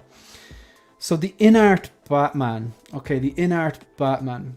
Simple reason why this is on. Now that's, just be clear, that's not the big deluxe one. That's not the Bruce Wayne. That is the single pack rooted in-art Batman, because I don't want the Bruce Wayne. I don't want the sculpt. If I'm going for this, it's the rooted version. The simple reason this is on the wish list, well, there's 2 reasons. One, I have fully paid off the Hot Toys version with the Signal. And I probably don't need two. Now, I am keen. There's one available if I want it, but I am keen on it. I nearly need to see how this one turns out. And see, if you look at, if the Inart Jokers taught us anything, that the 3-day window was just nonsense. I think, I don't know how that even worked. It's very hard to control that though. I'd imagine what Queen Studios was, or Inart did was, right, we have 3 days, put the orders in, and then maybe companies overbought and over-ordered. So then they extended, obviously, their 3-day window for like 3 months or whatever like that. So I'm not sure how much Inart can actually control that. And maybe they just said, right, there's 3 days here, bang, get your orders in. All these retailers, resellers put in their orders or whatever. And then maybe they over-ordered. So, and of course people cancelled and stuff like that when the bills come. And that's perfectly perfectly fine. I don't really use the phrase tap out excuse, because I find that's a bit rough on people, because who am I to say, oh, you're not getting that and you said you would, that's a tap out excuse. I think that's a bit rude, because I don't know what people's financial situation is. Someone could have lost their job, someone could have their hours reduced, someone could have there could be a medical issue and they need to pump their money on, or someone maybe just realized I've ordered too much and now they made a mistake, and that's fine. Or someone just changed their mind, so try not to use the I don't never really like that phrase, tap out excuse. People have different things going on, and I don't think that's very fair to kind of make fun of people because they said they're going to get something and they didn't. Like, well, look, just my opinion.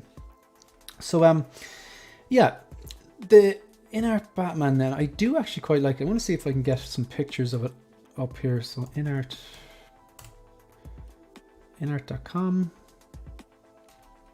I don't want to dwell too much on this because it's been talked to death, but I do like what I do like what I've seen. I really like the movie. I like the movie more than I thought it would. It's not a Dark Knight. I think it's maybe like, if Dark Knight's a 5-star, I think this movie was a 4-star. I think that's a good I think that's a fair statement. 4 stars out of 5. But I am really impressed with what Inart did with the Inart Joker. And I am really impressed with the prototypes I've seen of a lot of other figures. The Aragorn comes to mind. The Pennywise, yada yada yada. But just take a look at this. Alright, we'll take a quick look at this. Yeah, so this isn't on my pre-order list yet, because I don't need 2.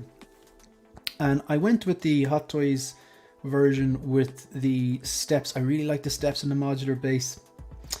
And I really liked the fact that it came with the Signal as well, that version. And I did like a lot of the accessories. I kind of like the wingsuit. I'm not going to lie, I particularly liked that. I particularly liked the whatchamacallit. I particularly liked that scene in the movie where he went Red Bull Batman, and I thought it was crazy. I actually really liked that, and I'm gonna pose that for a small amount of time anyway with that wingsuit. But look, taking a look at this guy, my initial thoughts was he looks kind of skinny, but then after having seen the kind of Vegas event and the actual photo of the actual product and video footage of the product, it's very impressive. Now, the rooted hair is very good in the Joker. I know people have had issues, and maybe you could say it requires a bit of futzing. Mine kind of required minimal futzing, but I have seen somewhere they're kind of all over the place. But I was lucky in the sense, I was lucky and unlucky. I got 2 copies of the same head sculpt, and there was a nick on one of the noses of the one that was supposed to be the Smirking one. But again, contacted Lion Rock Toys. They've contacted Inart. They're going to replace it. It's taken a while now. I'm not happy with that. It's taken a while. But I have confidence in Lion Rock Toys, and I have confidence that Inart will replace it. But if they don't, I will be contacting Inart directly. So this here, my point about this is that the rooted hair does look quite good. You can't really showcase it there. Video footage is better, but The rooted hair is quite good, but it's significantly shorter than the Joker's hair in the Dark Knights. I'm wondering, will it be just as good? I'm gonna go out on a limb here and say I think it will be, for the most part. But yeah, I actually like this little biscuit thing here. It looks like almost like a manhole cover or something like that. It's a really simple base, but sometimes less is actually more. I actually really like this. I do like round bases. I just find if you put them into detail, I think they look more elegant, more classy. I'm not a fan of edgy bases. I think one of the worst bases is the Justice League one, the ramps. They're a bit unnecessary. And I still use one because I have Superman. I want to impose in a fly foes. Eventually I'll get a better stand, kind of more minimal one. But I actually really like this base. There's nothing to it. It's really simple. Just goes personal preference. This actually looks cool. It looks a bit more better weathered than the Hot Toys one, to be fair. But yeah, so the reason that one there, that particular one, is on this list is because I already paid off the Hot Toys one, so I don't need two. But I could see myself committing and just getting the inner one as well, reviewing the both of them, taking a look at the both of them, then going, right, I'm going to keep one of them. Right, it gets a bit more complicated from here with the bottom three. Well, not the last one. The clone pilot is very easy to explain. But the integrated suit from Spider-Man No Way Home and Andrew. All right, I'm just going to address some of these chats. Only thing I want from the past is the Battle Damage Robocop. Excellent choice. Yeah, I really like that 2-pack. I think it still holds up. That 2-pack now, that's something I would be interested in. But again, can I justify that? Like, I essentially have the Robocop I want. I love Battle Damage, but like, when does it stop then? But the 2-pack, yeah, I do actually like Murphy. And I think that one's Battle Damaged as well. I'm pretty sure the 2-pack comes with Alex Murphy with the kind of the bulletproof jacket. Well, in hindsight, wasn't really that bulletproof. And also I think there's a Battle Damage version with the helmet off, I believe, so you get to see the face. Was it a Peter Weller? I think that it's okay to collect backwards for certain dormant or legacy IPs like Terminator, Alien, Robocop, Predator. Solid, yeah. And also, you kind of nailed it there. I think whatever you want to do with your collection is the right thing to do. You know what I mean? That's like, people, like, I can understand. Like, I think out loud a lot on streams, and I kind of provide like, okay, this is where I'm at. I think this point of view could be okay, but this could be okay. I try to look at the options. But that's just the way I'm just thinking out loud, and I'm going through making the right kind of decision. And I don't always make the right decision, but it's funny when other collectors like critique how other collectors collect. I think that's a bit strange. It's like, you know, you look after your own house, man. You know what I mean? Eddie Rodriguez, I always enjoy a good morning stream while I'm having some tea. I could actually get used to this. There was I think at one stage there was 38 people in here. I wasn't expecting that, to be honest. It's an unusual time I'm streaming at. It's my morning here. I was going to get up and go for a run and go to the gym, but I've been kind of training well for the last few weeks, and I needed a little bit of a break, so I'm going to hit the gym later on. But I actually like this, just grab a coffee and just have a chat. So, Respect the Lore. Is this Ryan? I feel like I've got your name wrong. Please let me know, Respect the Lore. I think it's Ryan. I met you in Celebration briefly, I believe, yourself and your friend. Let me know if I've got the name right or wrong. Correct me if I'm wrong, please. Yeah, school's out for the summer. Yeah, definitely. Is that Queensland 36 and New South Wales 6? Hope I haven't made a mistake on that. I never expected Back to the Future to come back to Hot Toys again, but yeah, you know what? Thing is, like, Terminator could happen. I don't think it will, but it could. You never know. I ordered too much. Never heard that one before. Yeah. I hate when YouTubers put people down saying they tapped out. Thanks, Shane, for mentioning. Yeah, like, I think it's like, you know, that I don't like that phrase "tap out" excuse personally, like, and I think it's a bit unfortunate because, like I said, it's not my business to decide what someone else should buy, or give them shit for not committing to something they said they were going to get.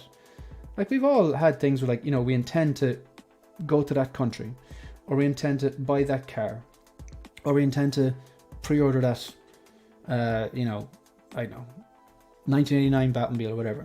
People have the right to change their minds. And I don't know, like, someone might be saying, oh, that's such a tap-out excuse. That person could have legitimate reasons why they're not doing this. Maybe they just cancel all the pre-orders. Like I said, maybe they've lost a job. Maybe they're expecting a kid, or worse, twins or triplets, or maybe someone's sick, or, you know, maybe someone has bloody cancer, God forbid, or something like that. So you don't know what's going on. You know, people tend to tap out when they're forced to experience extreme pain or discomfort. Yeah. The squirrel suit was badass. I actually really liked it. I agree, Hot.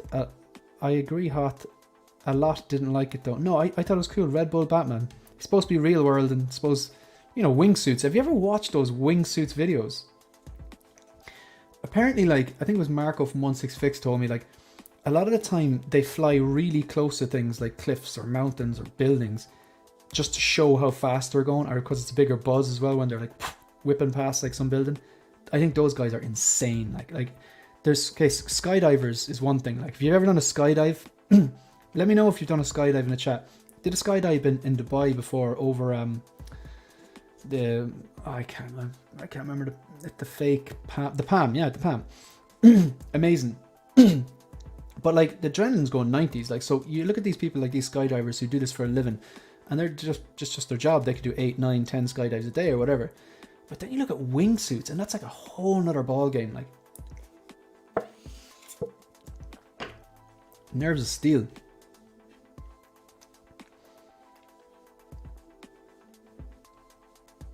You can justify anything. Well, what do you mean, Costa? Justify like working backwards, or justify rule of 3 or something like that? I had to go backwards for Chewbacca and Harrison. That the 2-pack? Yeah, I can see why people would go back on that. He said T, I'm going to have to make one now. You've just been enabled, man. Just been enabled. Don't FOMO into it. Some people think out loud and others have to think before they actually speak. We need to show respect for different types of communicators. Fact. And look, I don't get it right all the time. Sometimes I blurt stuff out and I'm like, I shouldn't have said that. You know? You can only admit when you're wrong. At the exclamation points. Ryan, yeah, I'm glad I got your name right. Haven't caught a stream while a live stream in a while. Loved the Flash movie, by the way.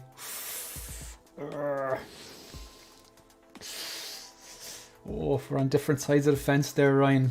I don't think it was. I don't want to give any. I'm doing a spoiler stream discussion tomorrow at 5 p.m. with hopefully Marco from 16fix, Big Brother, Calvin Loki Collector, Ben Thomas, and Graham Jedi Nice Watch. They might not all be able to appear, but that's the group, the Bargain Bin Bros, Bargain Bin Brodies.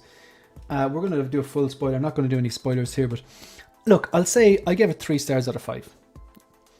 I don't think it is a bad movie. I don't think it's a terrible movie. But I don't think it is definitely not the greatest comic book movie ever made. It was definitely overhyped. And for me, if you take Keaton out of it, kind of becomes a bad movie. Personally, look, different sides of the fence there, Ryan, but I appreciate you giving your opinion on that. But look, I had fun, had popcorn, got a little nostalgia kick. Nostalgia.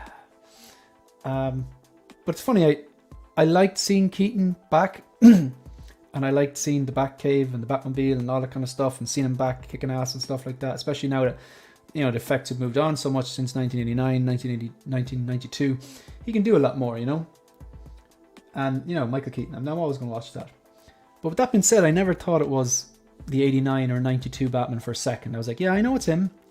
Same actor, you know, different suit. Yeah, cheesy one-liners, all that, but it was more like a multiverse version of him, if that makes sense. But yeah, so Mike is not a a morning person. That's about as close to a wingsuit as I'll get. YouTube. That's funny. So Focus, that's right. Queensland 36. So Queensland basically trumped them. Where did the preconceived notion that everyone must be a completionist come from? I cherry pick only what I want. At the end of the day, I have to pay for them. Yeah, 100%. Like I'm a cherry picker.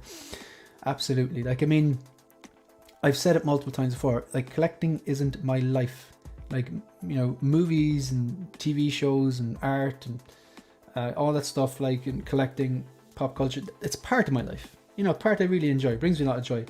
But it's not my entire life. Like, I mean, I just mentioned already, I've hobbies. I like to run. The weather these days in Ireland, like I don't think you understand unless you're from Ireland. Like, the sun is something that we read about in books or see on TV shows. If we want sun, we go to Spain for a week or two or whatever.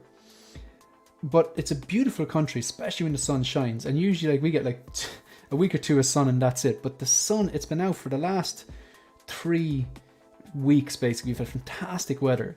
And like just getting out in the morning and going for a run in the sun, it's just amazing. Like, you know, just getting outside. You know, I like to work out. I like to travel. I love snowboarding. I mountain bike. There's a lot of things I like to do. Collecting is just one of those things.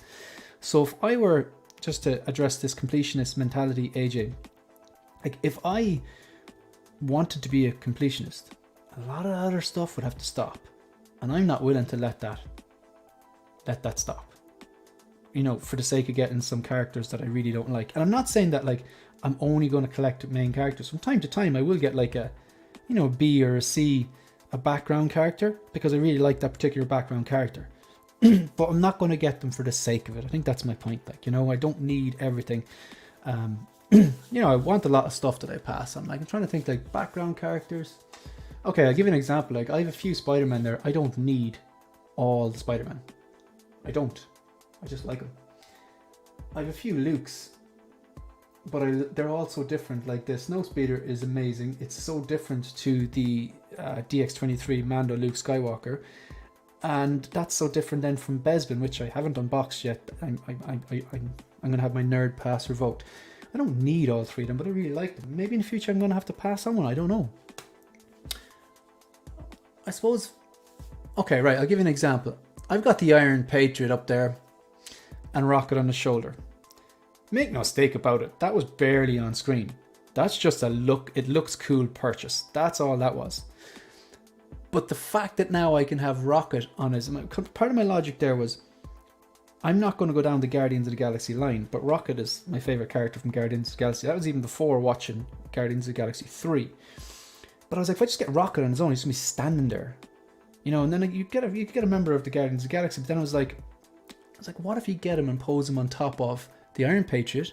So then that makes sense, because I like to do plugins, and then that will plug into your endgame collection. Because I was just looking here, I've got like on the shelves, the floating shelves, Battle Damage Mark 85, Endgame Cap, Endgame Iron Patriot and Rocket, Endgame Battle Damaged Thanos, and then Endgame Loki. That's a nice little neat endgame display. It's not complete, but it's complete enough for me, you know what I mean?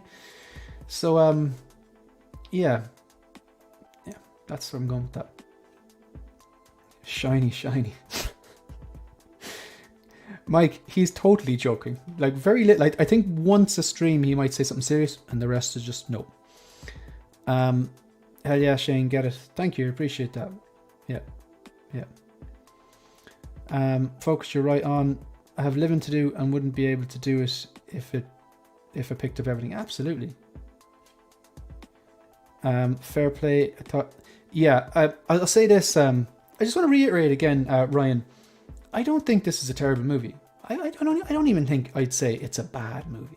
You know, the 3 things I enjoyed. Keaton was the price of the iSense, €20 bloody. Cinema's getting so expensive. Keaton was the price of admission. I really like Sasha Calle's Supergirl. They didn't like. I heard a lot of people saying like, yeah, they didn't make her a Mary Sue. Can anyone please clarify? what the fuck is Mary Sue? Is this an American thing? Like, please let me know what a Mary Sue is. But she didn't come across cheesy or anything like that. She had limited lines. She delivered them well. The suit looked well. The action was good. And I thought she acted the part really well. She came across as like a kind of a confused Kryptonian. Like, what am I doing here? What's this? And then once she got like, she established what she needed to do, she got on and I really liked her. It wasn't corny. It wasn't cheesy. Strong female character. I thought she did very well. I'd definitely like to see her in something else. And the third thing that was, I completely agree with you, Ryan. Ezra's acting was really good. It was pretty damn good. It was very, very strong. Some very poignant, sad moments with the mother. And like, you know, again, I'm not giving away any spoilers. This is stuff that you've seen in the trailers. And, you know, the fact that there was two of them and it really worked very well. Like, at no point did I think he's talking to a double. It actually did work out very well. But then, like, the things I had issues with, I don't really... Okay, I'm not even going to mention the CGI because that's kind of like the go-to obvious one. If the movie was good enough, the CGI wouldn't matter. I'm not going to say it doesn't matter. CGI bloody matters. It does matter. Because we went through... Like, if you look at what happened between Terminator 2 and The Phantom Menace, that's 1990, I think. Was Terminator 2 90, early 90s? Was it 1991? It was either 1990 or 1991. Let's say CGI begins there. I know it didn't, but they got it right. They had practical effects and they had CGI as well. Amazing. Loved it. Still great today. But then at the end of that decade, you had The Phantom Menace. All PlayStation 2 graphics, overuse of CGI, green screen, whatever you want to call it. At some point during the 90s, they realized, okay, we can do CGI now, but what happened to the story? There has to be that balance. The story, it was what matters. The story, the script, the dialogue, the characters, that is the most important thing. And then the CGI is supposed to complement that. That's why I like Christopher Nolan so much. Practical effects, and what they can't do with practical effects, you bring in your CGI, and he's got the story as well to back it up. That's what I love. So the CGI, it does matter. And if it's bad in this day and age, it does take you out of, because you don't go to the movies just for a story. If you want just a story, read a book. You go to the cinema for the story and the practical effects and the actors and the motion. It's the full package, and CGI is important. It's not the be all and end all. It's not going to make a amazing CGI, perfect CGI is not going to make a bad story good story. It's not. And poor CGI in parts of a movie isn't going to make a good story or a good movie completely bad. But the CGI, not great, and it does take you out of it a bit. But besides that, I felt that this movie fell victim to a lot of the similar DCEU tropes, particularly when it concerning villains, and lack of planning that its predecessors have. And I'll tell you this, I watched Batman vs Superman again last night, the extended cut, and I actually quite enjoyed it. Now, I turned it off as soon as they said Martha, but I enjoyed it up to that part. If you had a better Lex Luthor there, I wasn't buying the kookiness from, is it Jesse, whatever his name is, your man, Social Network, who I actually quite liked in the Social Network, and I quite liked in Zombieland, but miscast, too kooky for my liking. If you take him out of it, and then do something with the end, because I don't think Doomsday, the CGI fight thing, didn't work, you could have a very good film on your hands there. But anyway, that's just my 2 cents. I've gone off on a tangent. I speak for everyone when I say Mike Vela, when I seeing Ezra on screen again was the highlight of the film, and we loved it. You could be on your own there, but bloody good acting though. You take out of the crap he's been doing. But again, alleged. I have a Mark 43 and Mark 85. I don't need another Iron Man. Yeah, I know I've got too many Iron Mans, but they're all so different, all so cool. Like the quarter scale Mark 3 behind me, the Battle Damage 85 there. Mark 6 is my favorite. My favorite Iron Man design.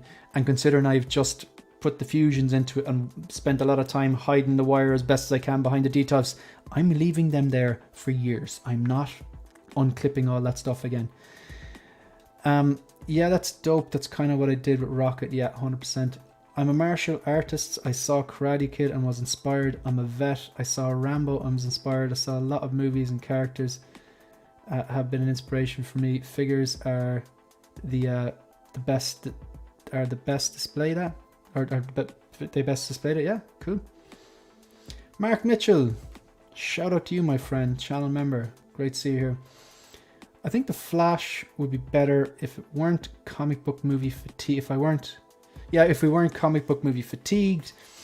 Movie types are like pendulums, types and styles come in waves till we're inundated with movies. Yeah, if you look at it, like look back to the 80s, it was all like action flicks.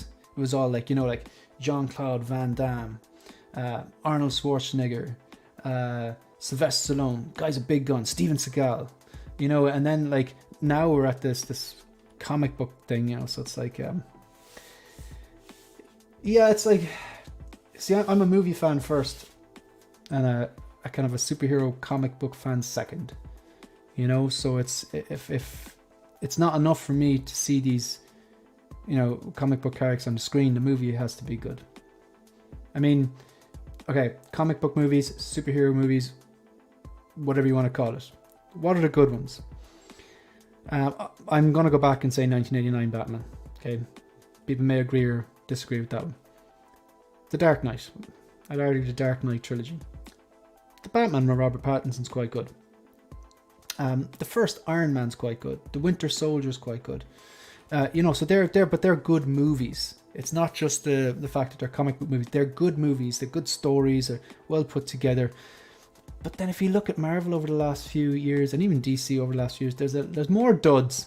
I think for every one good superhero or comic book movie, there's probably about 4 duds out there. The ratio is the return is not great.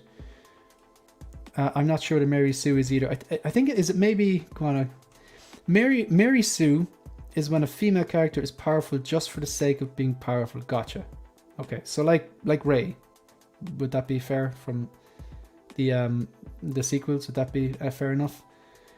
Like, as in, I whether the character is male or female doesn't. I don't care. I don't care if when I go to the cinema or I put on a movie or if I read a book or a comic or a TV show, I really don't care on the person's. I don't care on the colors of their skin or their heritage, their culture, their religion, their sexuality, their gender. I don't care about any of that stuff. Just give me a good, well-written character. And I think whether the character is male or female or whatever, when they go from being a regular Joe or Josephine to, oh look, I'm a Jedi now, or I'm King of the Matrix or whatever, without the actual the learning curve and the failures and the little bit of progress and the drop down, or Jesus, even a good hero montage, training montage, even Rocky had a montage. It kind of, you lose something there because it feels like, oh, anyone can just do this. Yeah. So Focus, she's a hottie, enough reason for me to check out. That's funny. And Keaton, of course. Yeah, she's 27. I thought she was younger. Or they say we never had these issues 20 years ago. Obi-Wan's Attic, love the username. That is brilliant. I think that there's definitely some puns in there. Shiny, you're up. I think Daft Toys Alfred, which was well done in my opinion. It's a good example of a kind of background character to have to go with the DX19. I actually saw that. Yeah, Daft Toys. Funny thing is, like, I'm not anti third party, and so much so that I'm actually pronouncing them third party, and not the way I usually pronounce it, because I don't pronounce H's. I'm not anti third party, definitely not. I've had 2 before. I've had the Daft Toys Bank Robber Joker kit, and you have to buy a separate body and put it together. And I had the Daft Toys Bane kit, the standard one, not the stock exchange one, and I had a Fison M35 body with that. And I would argue that the Fison M35 with the Daft Toys Bane kit is better than the Bane 1.0.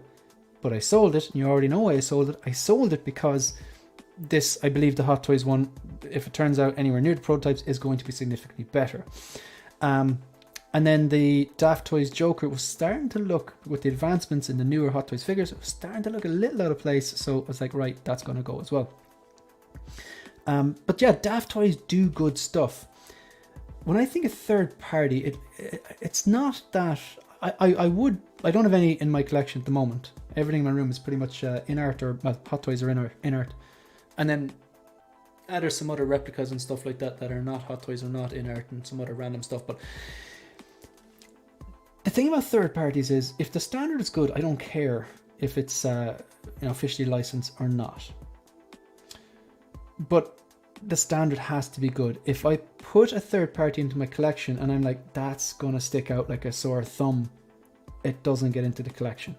Now, if you take something like the Mars Toys 1966 Joker, I think they hit the standard, the new standard for like third party figures, because the head sculpt was done so good, the tailoring, everything. It was just, I don't think I've ever seen anyone say a bad word about it, but it just looks super. I don't have it in hand, but from what I've seen, it looks super. That was kind of like, they've hit a benchmark there. And like, if you bring a lot of those figures up to that benchmark, like that new, what's it called? The robot police or whatever, the T1000 third party. If that was up to the standard of the 1966 Cesar Romero Joker, I might have entertained that, because it wouldn't look out of place next to my Battle Damage T800 or something then, you know? So, yeah, but the Alfred is pretty good. Focus, I'm so over Lex as a villain for Superman. That's why seeing Zod in Man of Steel was refreshing. Yeah, no, that's, yeah, 100%. Right. Coming in out of fashion doesn't apply to all movies. There are some types of movies you can find you into... Oh, Jesus Christ. I'm never reading your comments again. I don't believe in the Mary Sue thing. It's just a term because of bad writing. Plot armor happens. Yeah, again, I suppose my point still stands about someone getting overpowered, going from, like, you know, just a normal person to bang, you know, you're a Jedi. I don't think that works, to be honest. That takes me out of it. Like, even Luke, okay, in fairness, Luke he had training on the Millennium Falcon for about 5 minutes, but, you know, the time, we obviously didn't see the full journey. He got more training than that. Then he went to Dagobah. It's hard to tell how long he was in Dagobah for.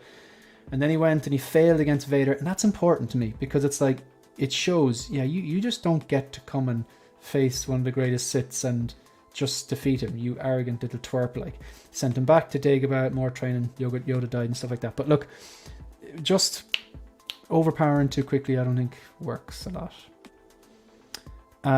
It's only females, Luke Skywalker. But to answer that, like, Costa, to be fair, Luke got a lot more training than Rey's character did. Just to be fair, I think to be quite honest there, I would have to disagree there in that sense respectfully. That I think Luke definitely got, or it alluded to, that there was more training there, and he failed miserably against Darth Vader. Usually female and almost always the main character, and Mary Sue is often an author's idealized self-insertion and may serve as a form of wish fulfillment. Did you just Google that? Did you just go to define? That seems very like a thesaurus there, but thank you. I do appreciate that, Costa, for keeping me in the loop. But and it's funny, even like it's not even like female specific. Like for every, I'll be fair. To be fair, for every, like, I like strong female characters that when I'm watching it, I'm like, I'm not thinking that they're female. I'm thinking like they're just a strong character. And I know I've said this before, and I'll say it again. And like, you've probably heard me say this before, but strong female characters in movies, my mind just goes to Ellen Ripley, because the movie was good, for starter. The writing was good, the story was good, the script was good, the acting and line delivery was good. The same as Sarah Connor, particularly Sarah Connor in Terminator 2. The way she went and sculpted the shape she got in for that, for starters, so she'd even look the part, which I know male characters do as well. But then again, good movie, good story, good direction, good script, good acting, well delivered. it just makes you believe, like, that she'd kick your ass. Michonne from The Walking Dead. There's 3 to go to. There's loads of other strong female characters. Polly from Peaky Blinders. You would not mess with her, like, you know what I mean? And it's just believable. Like, this is, but what's funny thing is, like, for every like poorly written. Sorry, that's my. Did anyone actually hear that? For every poorly written female character, you can be damn sure there's probably about 10 poorly written male characters. Like, how many times have you watched a standard action movie and the actor who's playing the role says something, some like testosterone fueled line, and you just cringe, going, "Oh, that was just, I just don't believe that this guy could this fella couldn't beat eggs." You know what I mean? But yeah. Anyway, so almost all my pre-orders are third party now. What you got on pre-order? Let me know. I want to know what third parties you have on pre-order. They're getting expensive as well. The gap is closing between third parties and kind of officially licensed products as well. He went from farm boy to being able to destroy the Death Star in a matter of one movie. But I think it's the way the movie was written, to be fair, Costa. And he did used to bullseye Womp Rats in his T-14s.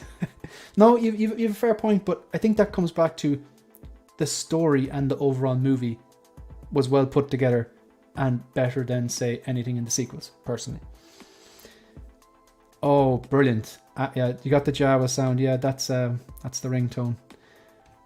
Kill Bill. Yeah. Actually, that's a good question. So when you think of strong female characters, like strong, well-written female characters from good movies and good TV shows, who pops into your head? Like instantly, if I'm talking TV, my mind goes to Polly from Peaky Blinders. Obviously, the obvious one, Sarah Connor, Ripley from Aliens. The Bride from Kill Bill. Yeah, Uma Thurman, fantastic. Yeah, those 2 movies are fantastic.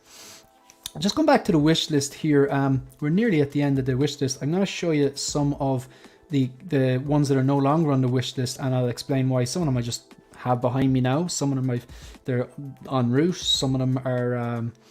I just said, not cancelled, but kind of said, no, I don't need this. I'm taking it off the wish list. I thought I'd pre-order, but then I said, no, I won't pre-order. So I have here the next 2, Integrated Suit and Andrew. You see, I have this vision where I would like to get Toby. Toby is actually on pre-order, but I'd like to get Andrew and the Integrated Suit Tom Holland. Now, the thing about that is, I want to get the versions without the bases. I have no use for the bases. As cool as the bases are for the integrated and for the, I know the integrated suit, you have a base version, or even deluxe version becomes a base, or the regular version just doesn't. And same with the Toby integrated, and the Sandman is sold separately from the Andrew. Anyway, my point is, I would just like the basic versions of the 3 of them. So Andrew, Toby, Tom, the integrated suit, and just the pose in the detail. 3 of them, head sculpts out. I've said this multiple times before, showing off the head sculpts, holding their mask in their hand and just kind of pointing or doing some sort of silly meme pose. I just think that's kind of cool. But I am realizing, I haven't pulled the trigger on the integrated suit yet, because I think it's going to drop down. That's why bargain bin is written next to it, or double B. And the Andrew I haven't pulled the trigger on yet. Part of me wants to see what they're going to turn out like, and part of me is I'm not 100% sold either. Like, if I do that, right? So bear in mind, I've got the Homecoming Deluxe from Homecoming, got the upgraded suit, I've got the battling version. That's 3. The third on this list, the Spider-Man No Way Home final suit, is definitely coming home. That's 4. And then if I get Andrew, Toby, and the integrated suit, that's 7. That's overkill for me. Like, I just, if I'm committing to doing those 3, there's nothing, I have to get rid of a Spider-Man. That's just the way it is. I can't, at that stage, justify having 7 Spider-Mans. I think that's overkill, in my opinion. So then, what do you get rid of? What do you get rid of? Like, you're not... That's not leaving. No way. That probably will always be the best Spider-Man figure in my collection. And I just love it with the hoodie, the headphones, the yellow blazer, the way that pops, the science book, because I'm a science teacher. Come on, you gotta nerd out. And the backpack and all that kind of stuff. I just love that look. So therefore it's kind of like, right, what's the weakest link in terms of space and getting some money back to fund the collection and all that? It would be probably the battling version followed by the upgraded suit. And you have to figure out what's more important. What do you like more? Do you want the three, the Andrew, the Toby, and the Tom doing that meme pose? How important is that to me? Or do you want the battling version holding the Machina Dicadavis standing on top of that kind of cool base it comes with? So that's why I haven't fully committed to the two of them yet. It will depend on how the Toby and the Andrew sculpt come out. Because if the Toby sculpt comes out as good as it the prototype is, you know, that could be tip the scales on that. But one thing's for certain, I cannot have 7 Spider-Man display. You know, again, limited space, limited budget, that can't happen. That can't happen. So that's why I haven't purchased the integrated suit or the Andrew yet, because I'm like, 100% I want to do this pose. I've been talking about it for about a year now. But I just need to make sure, because like one thing, like Doc Ock is coming home. That's on the pre-order list. The Hobo Goblin's coming home. And eventually that Spider-Man No Way Home suit will be coming home. So like those things are happening. So I need to kind of, again, decisions have to be made. Sucker Punch is one of my favorite movies. I've never seen it. The ladies from the Halloween movies, yet Jamie Lee Curtis. Mila Jovovich, is it Mila Jokovic or Mila Jovovich? Mila Jovovich, strong female character. Was she element? This the fifth element. The Fifth Element. I've only watched that movie once. I don't really care. What's this? I'm literally proofreading this.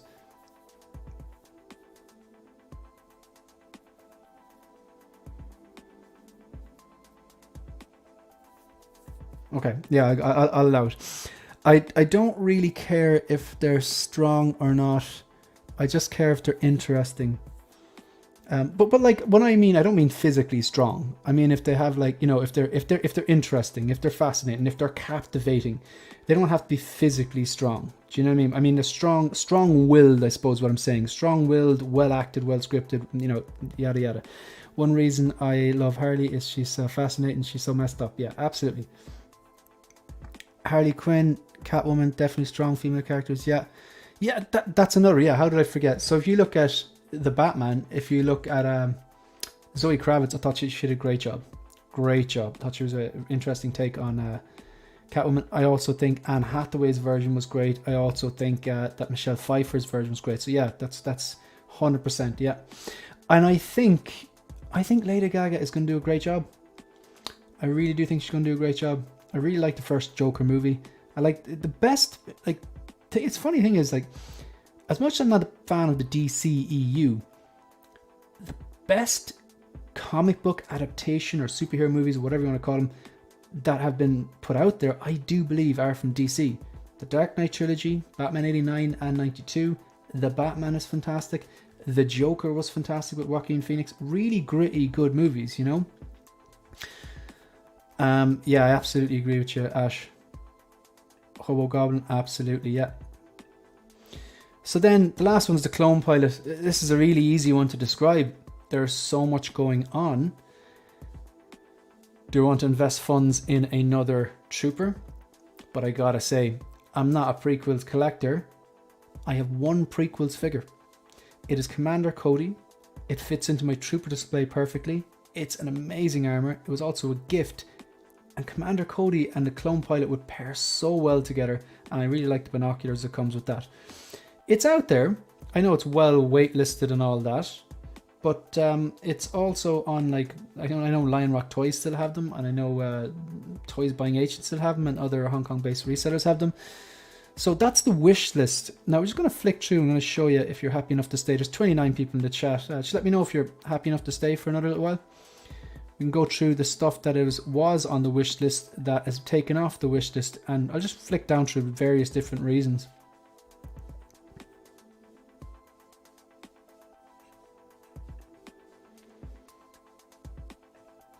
If I were you, do the meme pose with the final No Way Home suit instead of the integrated suit. Would look awesome. I also finally pre-ordered a second hot toy, the Vader. Great choice, Vader on the Kenobi show, 100% great.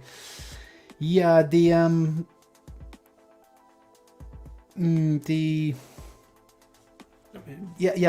I see a lot of people actually saying that.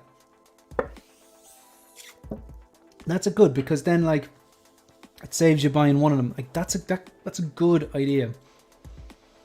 But then I'm wondering, like, I kind of want to pose that Spider-Man with that amazing base. You know what I mean? That's where I'm at. I had considered that. I know a lot of people are doing that because the integrated suit, a lot of people didn't like the integrated suit. I actually quite liked it. It's not my favorite suit. But like a lot of the fighting he does was in that suit. Like doesn't he get ripped to bits? Isn't that when he's wearing that suit? That suit was, I think Doc Ock just gave him back the nanotech, put it onto the upgraded suit, gave the big spider symbol on the front, the nanotech. So it was like that's what I call an integrated suit, because it's a combination of the upgraded suit and I suppose the iron spider suit, whatever. And then that's when, you know, Goblin turns, and that really, really cool battle. That was amazing. And at the final battle, he's wearing it as well. So, yeah. You're happy enough to go longer? Brilliant. Good stuff. Good stuff. Mike, yeah, the exclamation marks are getting added every time you Jesus, shiny. Oh my god, I'm very close to hitting the ban button on this side. Do the meme pose with the 3 Morbius figures you ordered. Absolutely. Yeah. Who didn't order 3 Morbius? I didn't even watch the movie because I just saw the trailer and I went, nope. And I know that's basically judging the book. I don't think it's fair to say, you know, you shouldn't judge the book by the cover. That's not the same as judging a movie by the trailer. Like, how often do you really see a trailer and go, that looks terrible, and then you go see it and it turns out to be amazing? More often than not, when the trailer is really strong, the movie is really strong. And even that, I'd say, happens. It definitely happens more that the trailer looks good and the movie's not so good. But it doesn't really happen the other way around, when the trailer is poor and the movie is amazing. That tends not to happen. But we've definitely been, I know I've definitely been a victim of, oh god, the trailer looks really good, and you go see it, then it's not that great because maybe they packed all the good stuff into the trailer. But it tends not to happen the other way around. I never like see a bad trailer and go, okay, the movie's great. I'm not familiar with the character, haven't even watched the trailer, to be quite honest. But I do like, is it Aaron Taylor Johnson? The guy from Kick-Ass. He's actually really good in Tenet too. It's funny, like I'd watched Kick-Ass 1 and 2 years ago, and then I hadn't seen him in anything really, I don't think, until I watched Tenet, and I was like, Jesus, he looks like a man now, because he was basically like a boy. He was in good shape in Kick-Ass 1 and 2, but he was essentially just a young lad in his 20s, but he looks kind of more, I suppose the beard as well helps. I've had the opposite. I've said the trailer looks horrible, given it the benefit of doubt, and then try and get my money back. That is funny. Alright, so these were all at one point or another on the wish list, and I'm just going to flick down them really, really quickly, go down through them. But they're now on the, they're no longer on the wish list. So the Mark III 2.0, that I think that's going to be a hit. It's due to release, I think, later on this year. And yeah, really looking forward to that. It'll probably be my last Iron Man figure. But I've been wrong before. So that's off the wish list because I've ordered it. It's on the pre-order list. Scout Trooper from Return of the Jedi. It's sitting downstairs in the IKEA Millsbo in the sitting room as part of the Trooper display. Transport Trooper, same, it's downstairs, it's off the wish list because I own it. Assault Tank Trooper, downstairs. Cable, behind me. Lando, behind me to the right. Endgame Loki here. Batman 89 and Batmobile 89, that's the 2.0s. That's off the wish list because I've ordered that. I went with Lion Rock Toys from that. To be honest, I'm pretty sure like a lot of stuff for the last few months have been ordered has been with Lion Rock Toys. Just when I order from them, I don't get hit with customs, which is massive. You don't know if you're not from Ireland or England or a country that with big import charges when you buy stuff outside the EU. You don't understand how important that is. Like just even like very quickly, I know I've done this before, but like if we take something like yeah, let's just go with the Batmobile 89. That'll be a really good example. That'll be a really good example. I'm just going to get this here for you. Just want to show you what I mean, how important not paying customs charge is. Alright, so at this stage, you should see, yeah, there we go, right? We're going to take a look, right? It's going to, bear with me. All right, so if you look at the Hot Toys 1989 Batmobile, that's $715, all right? $715. So just take a look at this.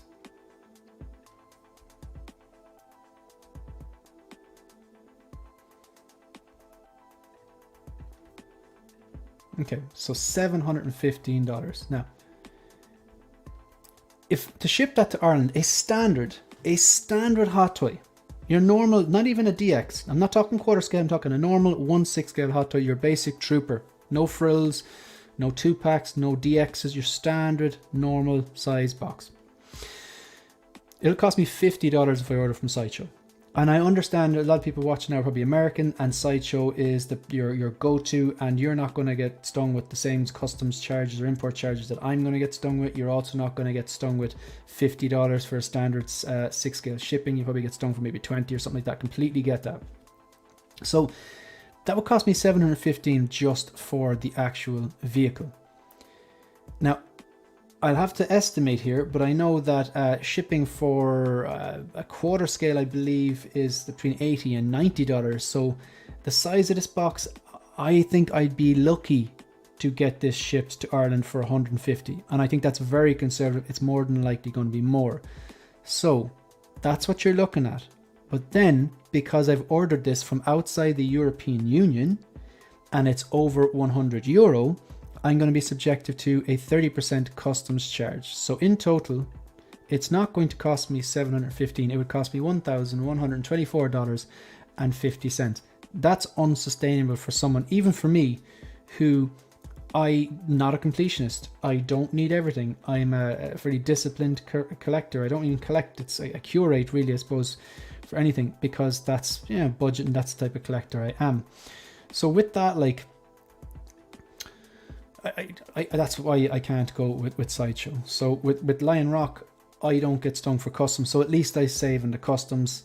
The tracking they offer, like they don't ship by DHL, that saves me a bit more money. It's a lot cheaper because they factor the worldwide shipping into the cost you see on their website is the total cost. So therefore I don't have to worry about the expensive DHL costs. The flip side of that though is, even though it's tracked, it is definitely slower. Whereas DHL might ship from Hong Kong in 3-4 days, the tracking they use, the Hong Kong Post, it will probably take a week, maybe even 2 weeks. But I'm patient with that. That's fine. And then, of course, third thing is then, if I do buy from them, I tend to do a review and they offer me a bit more of a competitive price, just full transparency. I don't have to tell you that, but I just being honest, basically.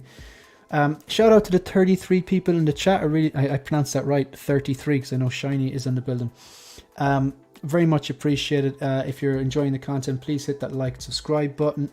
If you want to consider becoming a channel member, there is the link to channel membership inside in the chat. And the perks are on the community tab. Thanks very much. And thanks very much to shout out to all the troopers and all the commanders. Your name will be displayed, is being displayed at the end of all the content I create, videos and live streams. Everything but the shorts, because the shorts don't work like that. Okay, so the Batmobile 89 and Batman 89 2.0 that were just announced back, I think it was February. They're not on the wish list anymore because they have been ordered. I've committed to that. I was always going to commit to that 89 Batman. The Batmobile, I went back and forth a bit more, but if I basically thought to myself, when you think of the Batmobile, what do you think? And I do think of the 89. As much as the animated one is amazing, I really like the Tumbler. I like the 2022. I like the 66. But in all fairness, when I think of the Batmobile, I think of the 1989 Batmobile. So if I was to buy one vehicle, and I do have the Batpod, but that's significantly smaller. I figured if there's one vehicle you could buy, what would it be? So I'm going to commit to that. I have committed to that. So, and I think maybe the display option that I have will work. So hopefully. Chrome Mando actually pivots between on and off the wish list. I think eventually I probably will go Chrome Mando, but I may have to get rid of the weathering because I want it really, really shiny even. And I really like the Beskar one. And when I look at it, I don't kind of go, oh, it's dull. When I look at it, it's still bloody, it still shines quite well. Like, I mean, the head sculpt, I could probably pass that because I think often I won't display it with the head sculpt. If I was to get that Chrome Mando, I would go full deluxe, and I'd probably get rid of the weathering, and I would pose it in the way that it was advertised, with the arm, the kind of, that rod that came off the speeder bike he was on, and he's kind of using it to kind of support and hold the kind of reclaimed Boba Fett armor and the dragon meat, and obviously have Grogu in the little satchel. I think that's a really cool pose. It's a showstopper, So I can't rule out the Chrome Mando, but I do think that eventually I think you're going to see deals on that. So yeah, so that's why that's there. So it's not on the wish list, but that could make its way to the wish list, and eventually if I see a good enough deal I could do that. But then I'd have to probably pass on the Beskar Mando. But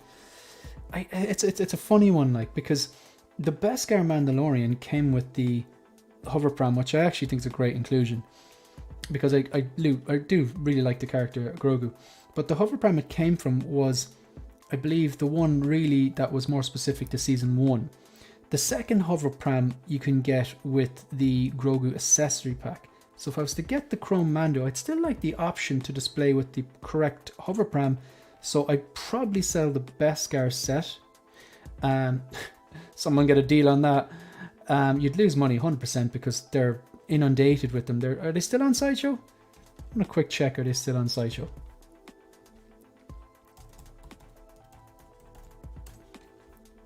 I think they're still on Sideshow. 1 second.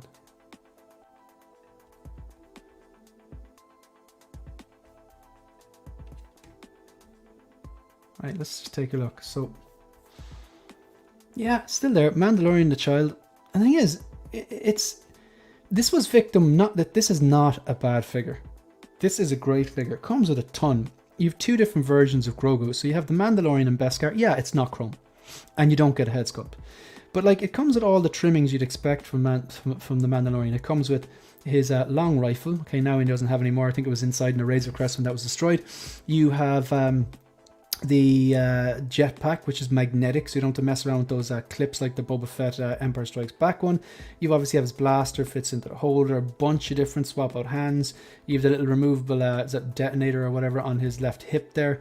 You have the usual whistling birds, flamethrower effect, which is actually quite well one of the effects I do use. And then you've got the grappling hook, I believe, as well. It comes with a Camtona with kind of magnetic Beskar that goes inside it. That also lights up. You've got the hover pram. I don't like the acrylic stand. I need to work a way of just like making that look like it's suspending if I'm going down that route.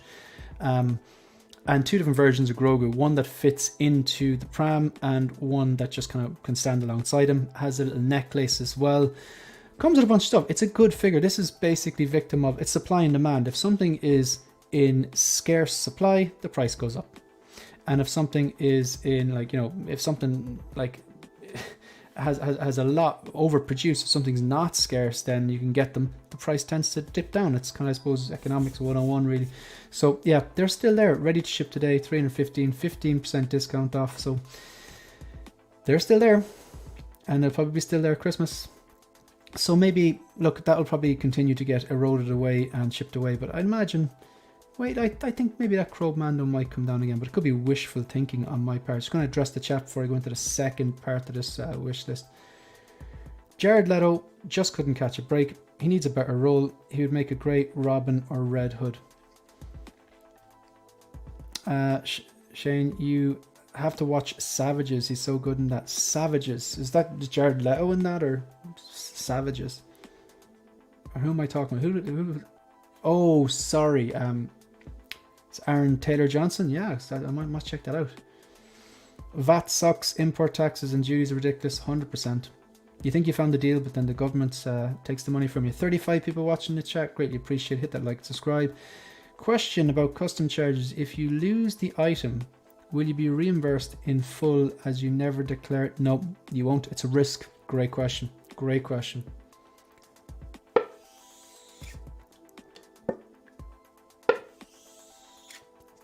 That comes back to the relationship you have with the person or reseller that you're buying with. So if I was to order whatever from Sideshow and I get something in, well, first of all, you're going to be, even though it'll be it's way too expensive for me to do Sideshow. I've already outlined that. But in the past, ordering from Sideshow, when I've got things in, if there's been any issues, they deal with it promptly, in fairness to them. For example, I got a gift of a standard original trilogy Stormtrooper. It's probably up there behind me somewhere, but it is. But it said Sith Trooper on the base.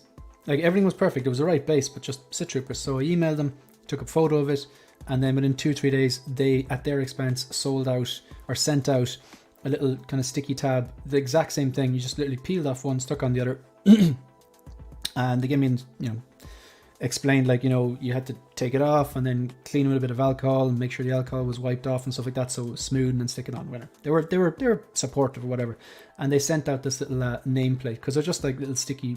They look shiny, look like metal, but they're like shiny plastic. Then the Mark 47 have that issue with the magnets on one of the panels. I think it was one of the swap out clean panels. Got onto them, so they were very, very supportive. Your question of something never makes it, because you paid in full, that's up to Sideshow or DHL to sort. So I'd imagine you're covered there. With Hong Kong resellers, that depends on the actual Hong Kong reseller you're buying from. If you have a good relationship, like if you're the type of collector that gets a figure per month and you've got a good relationship with someone like I know, maybe it's 1/6 Kid or Lion Rock, or maybe it's Toys Buying Agent or whoever. If you have a good relationship, it would be within that company's interest. If you email them, go, yeah, look, nothing's arrived here. It's within their interest to replace that. But I don't know, will they replace it? That's between you and that particular company. But your question specifically about the custom charge, if you lose the item, will you be reimbursed in full as you never declared the full value of the item? I don't think you will be. I think that if the company values you as a customer and they want you to come back and buy again, that's on them to sort it. They may not. They might go, okay, this person, the good father, has bought a figure every month off us for 2 years, and now this one time we send them a figure, it's for some reason got lost. Maybe it gets stolen by the postal service, or maybe it just fell off the back of the truck, or puts in a warehouse and covered and people can't find it, or whatever. It's within our interest to look after that customer. But then again, there's the other side of the argument. What if it's the first time? It shouldn't really matter if it's the first time or the umpteenth time. It is, in an ideal world, they sort it, but they may not.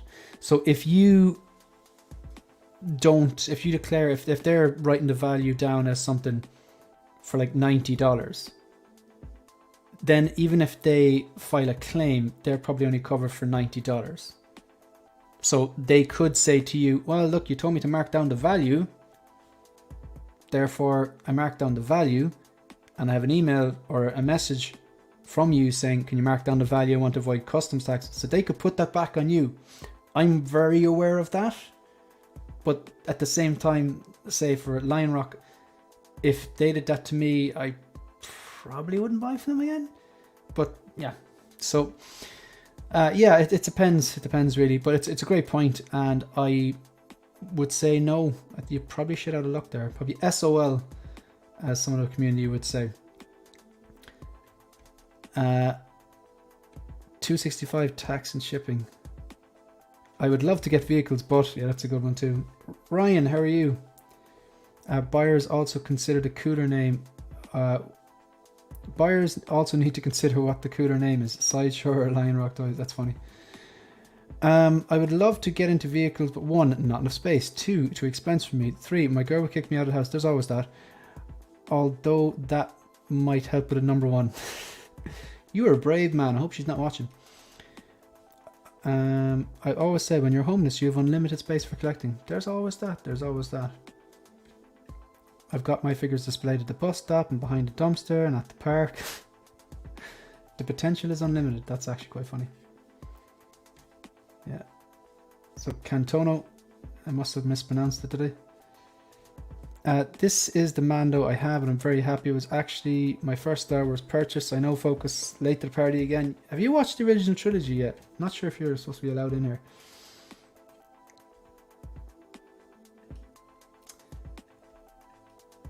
Yeah, so yeah, that was a good question there, but yeah, I kind of like like, yeah, I suppose that comes back to you have to trust the retailer, distributor, shop, reseller, whatever that you're buying from. And no one, no YouTuber, content creator, just member of the community, apart from yourself, can determine who you trust. You got to do your own research. I would do a lot of reading. I would definitely read all the comments. I would definitely like pay attention to what people are saying, but you have to make the decision going, okay, this crowd seem trustworthy, this crowd do not. This is the pros and cons of this. Yeah, you might avoid customs charges with this, but then again, if something happens, will you have the same fallback as you do with Sideshow and stuff like that? Because like, you know, even like from Ireland, I've had issues with things from Sideshow and they have sorted it out, to be quite honest. So like I can't fault them there. And it's not their fault that the Irish government have subjected everything we import over to $100 to be subject to custom charges. That's not Sideshow. They've no control over that. That's the government. Silly government. All right, so yeah, the Mark III. No, I've done all this already. We're going on to the last part now. Okay, so the deluxe Batman Bat Signal, that is off the wish list because I've ordered it and it's had on a payment plan, fully paid off. Kenobi Vader, yeah, deposit is paid on that. Bane 2.0, deposit is paid on that. Mando Luke Deluxe is behind me. Besman Luke is still in the box behind me. Shame. Doc Ock and the Hobo Goblin. The Doc Ock is one like that I had on the wish list for the longest time because I wanted to see what the final product was like, because let's face it, that head sculpt is not up to scratch. But JC Hong, on the day that the photos went up, on the day it went up for pre-order, put up on his like Instagram or Facebook and saying, this is not the final product, this is a work in progress. So I held off that for the longest time because I wanted to see an update to the head sculpt, and none came. And obviously it's I heard rumors that it was supposed to drop like 2 weeks ago. Again, they were just rumors and that's what it was.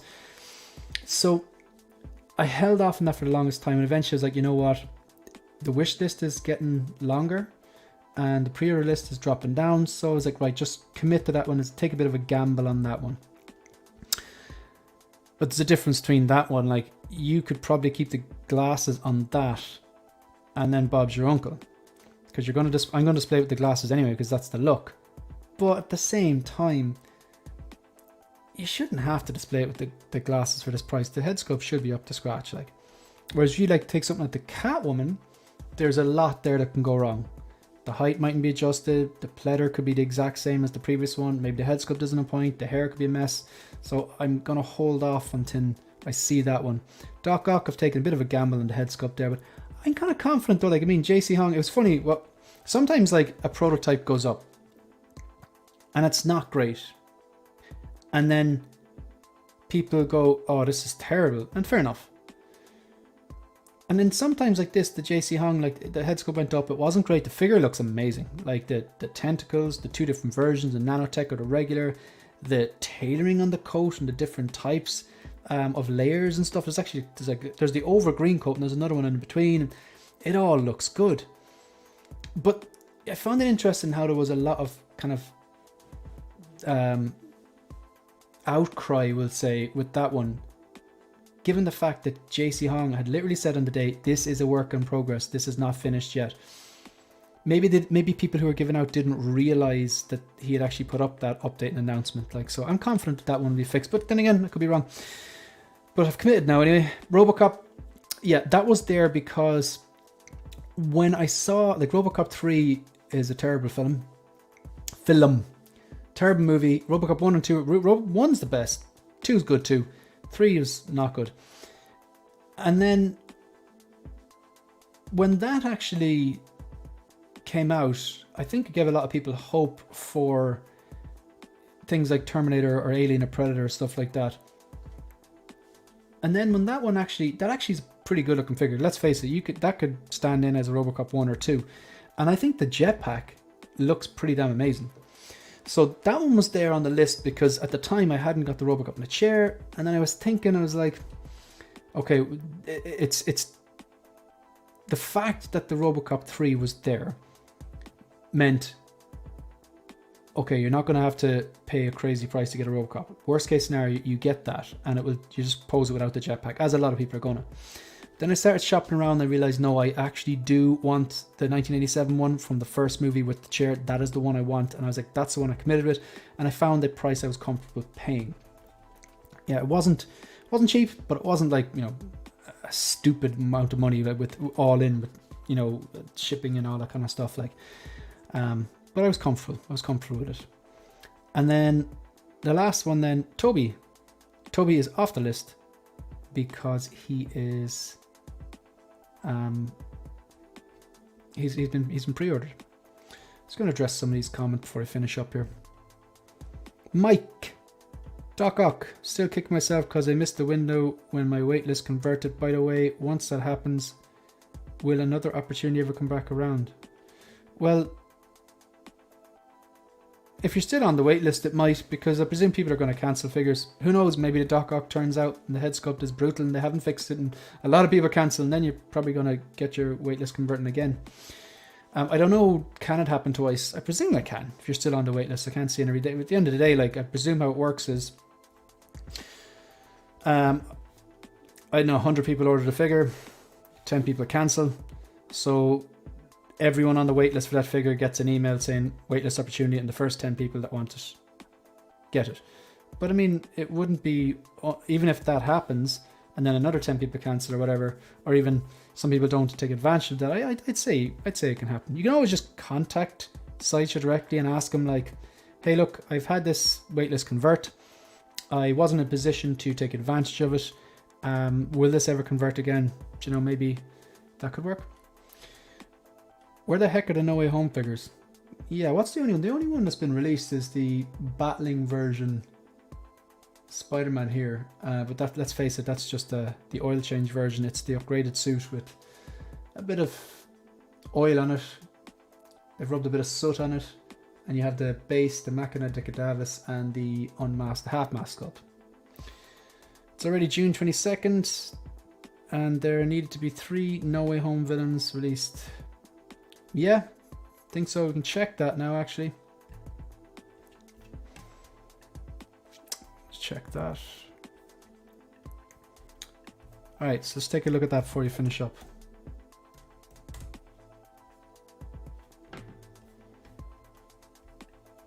So, Doc Ock expected to ship June 2023. And I heard, remember, like from a source that's been, I don't really have sources, but from time to time, these two people, completely different people, kind of messaged me on Instagram and saying, yeah, Doc Ock's supposed to be releasing this week or whoever. And they've been right a few times, to be fair.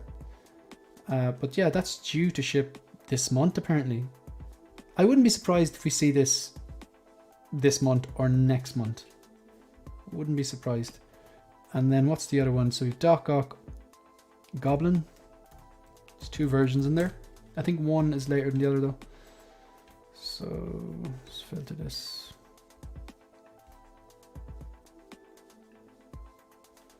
So the regular version, the non-hobo version, is June as well. Yeah, so they were kind of announced more at the same time. This one's going to be later though. It's the one I'm after. This is October. So the regular Goblin and Doc Ock are due. And what's that? Electro?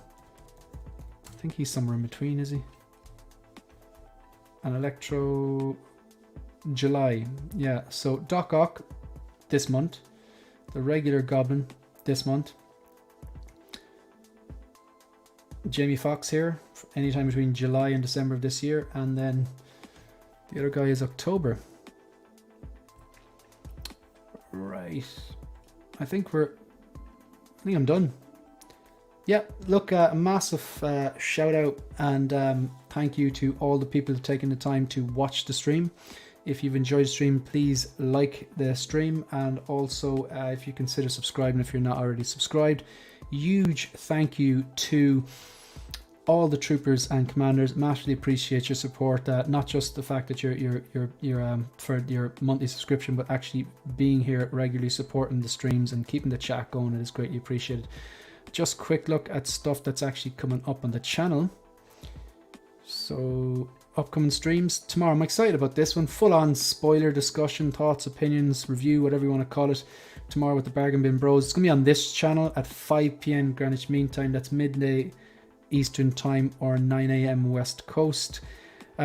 Should be joined by 16 Fix, Ben Thomas Show, Big Brother, Jedi Knights Watch, and Calvin, aka the Low-Key Collector.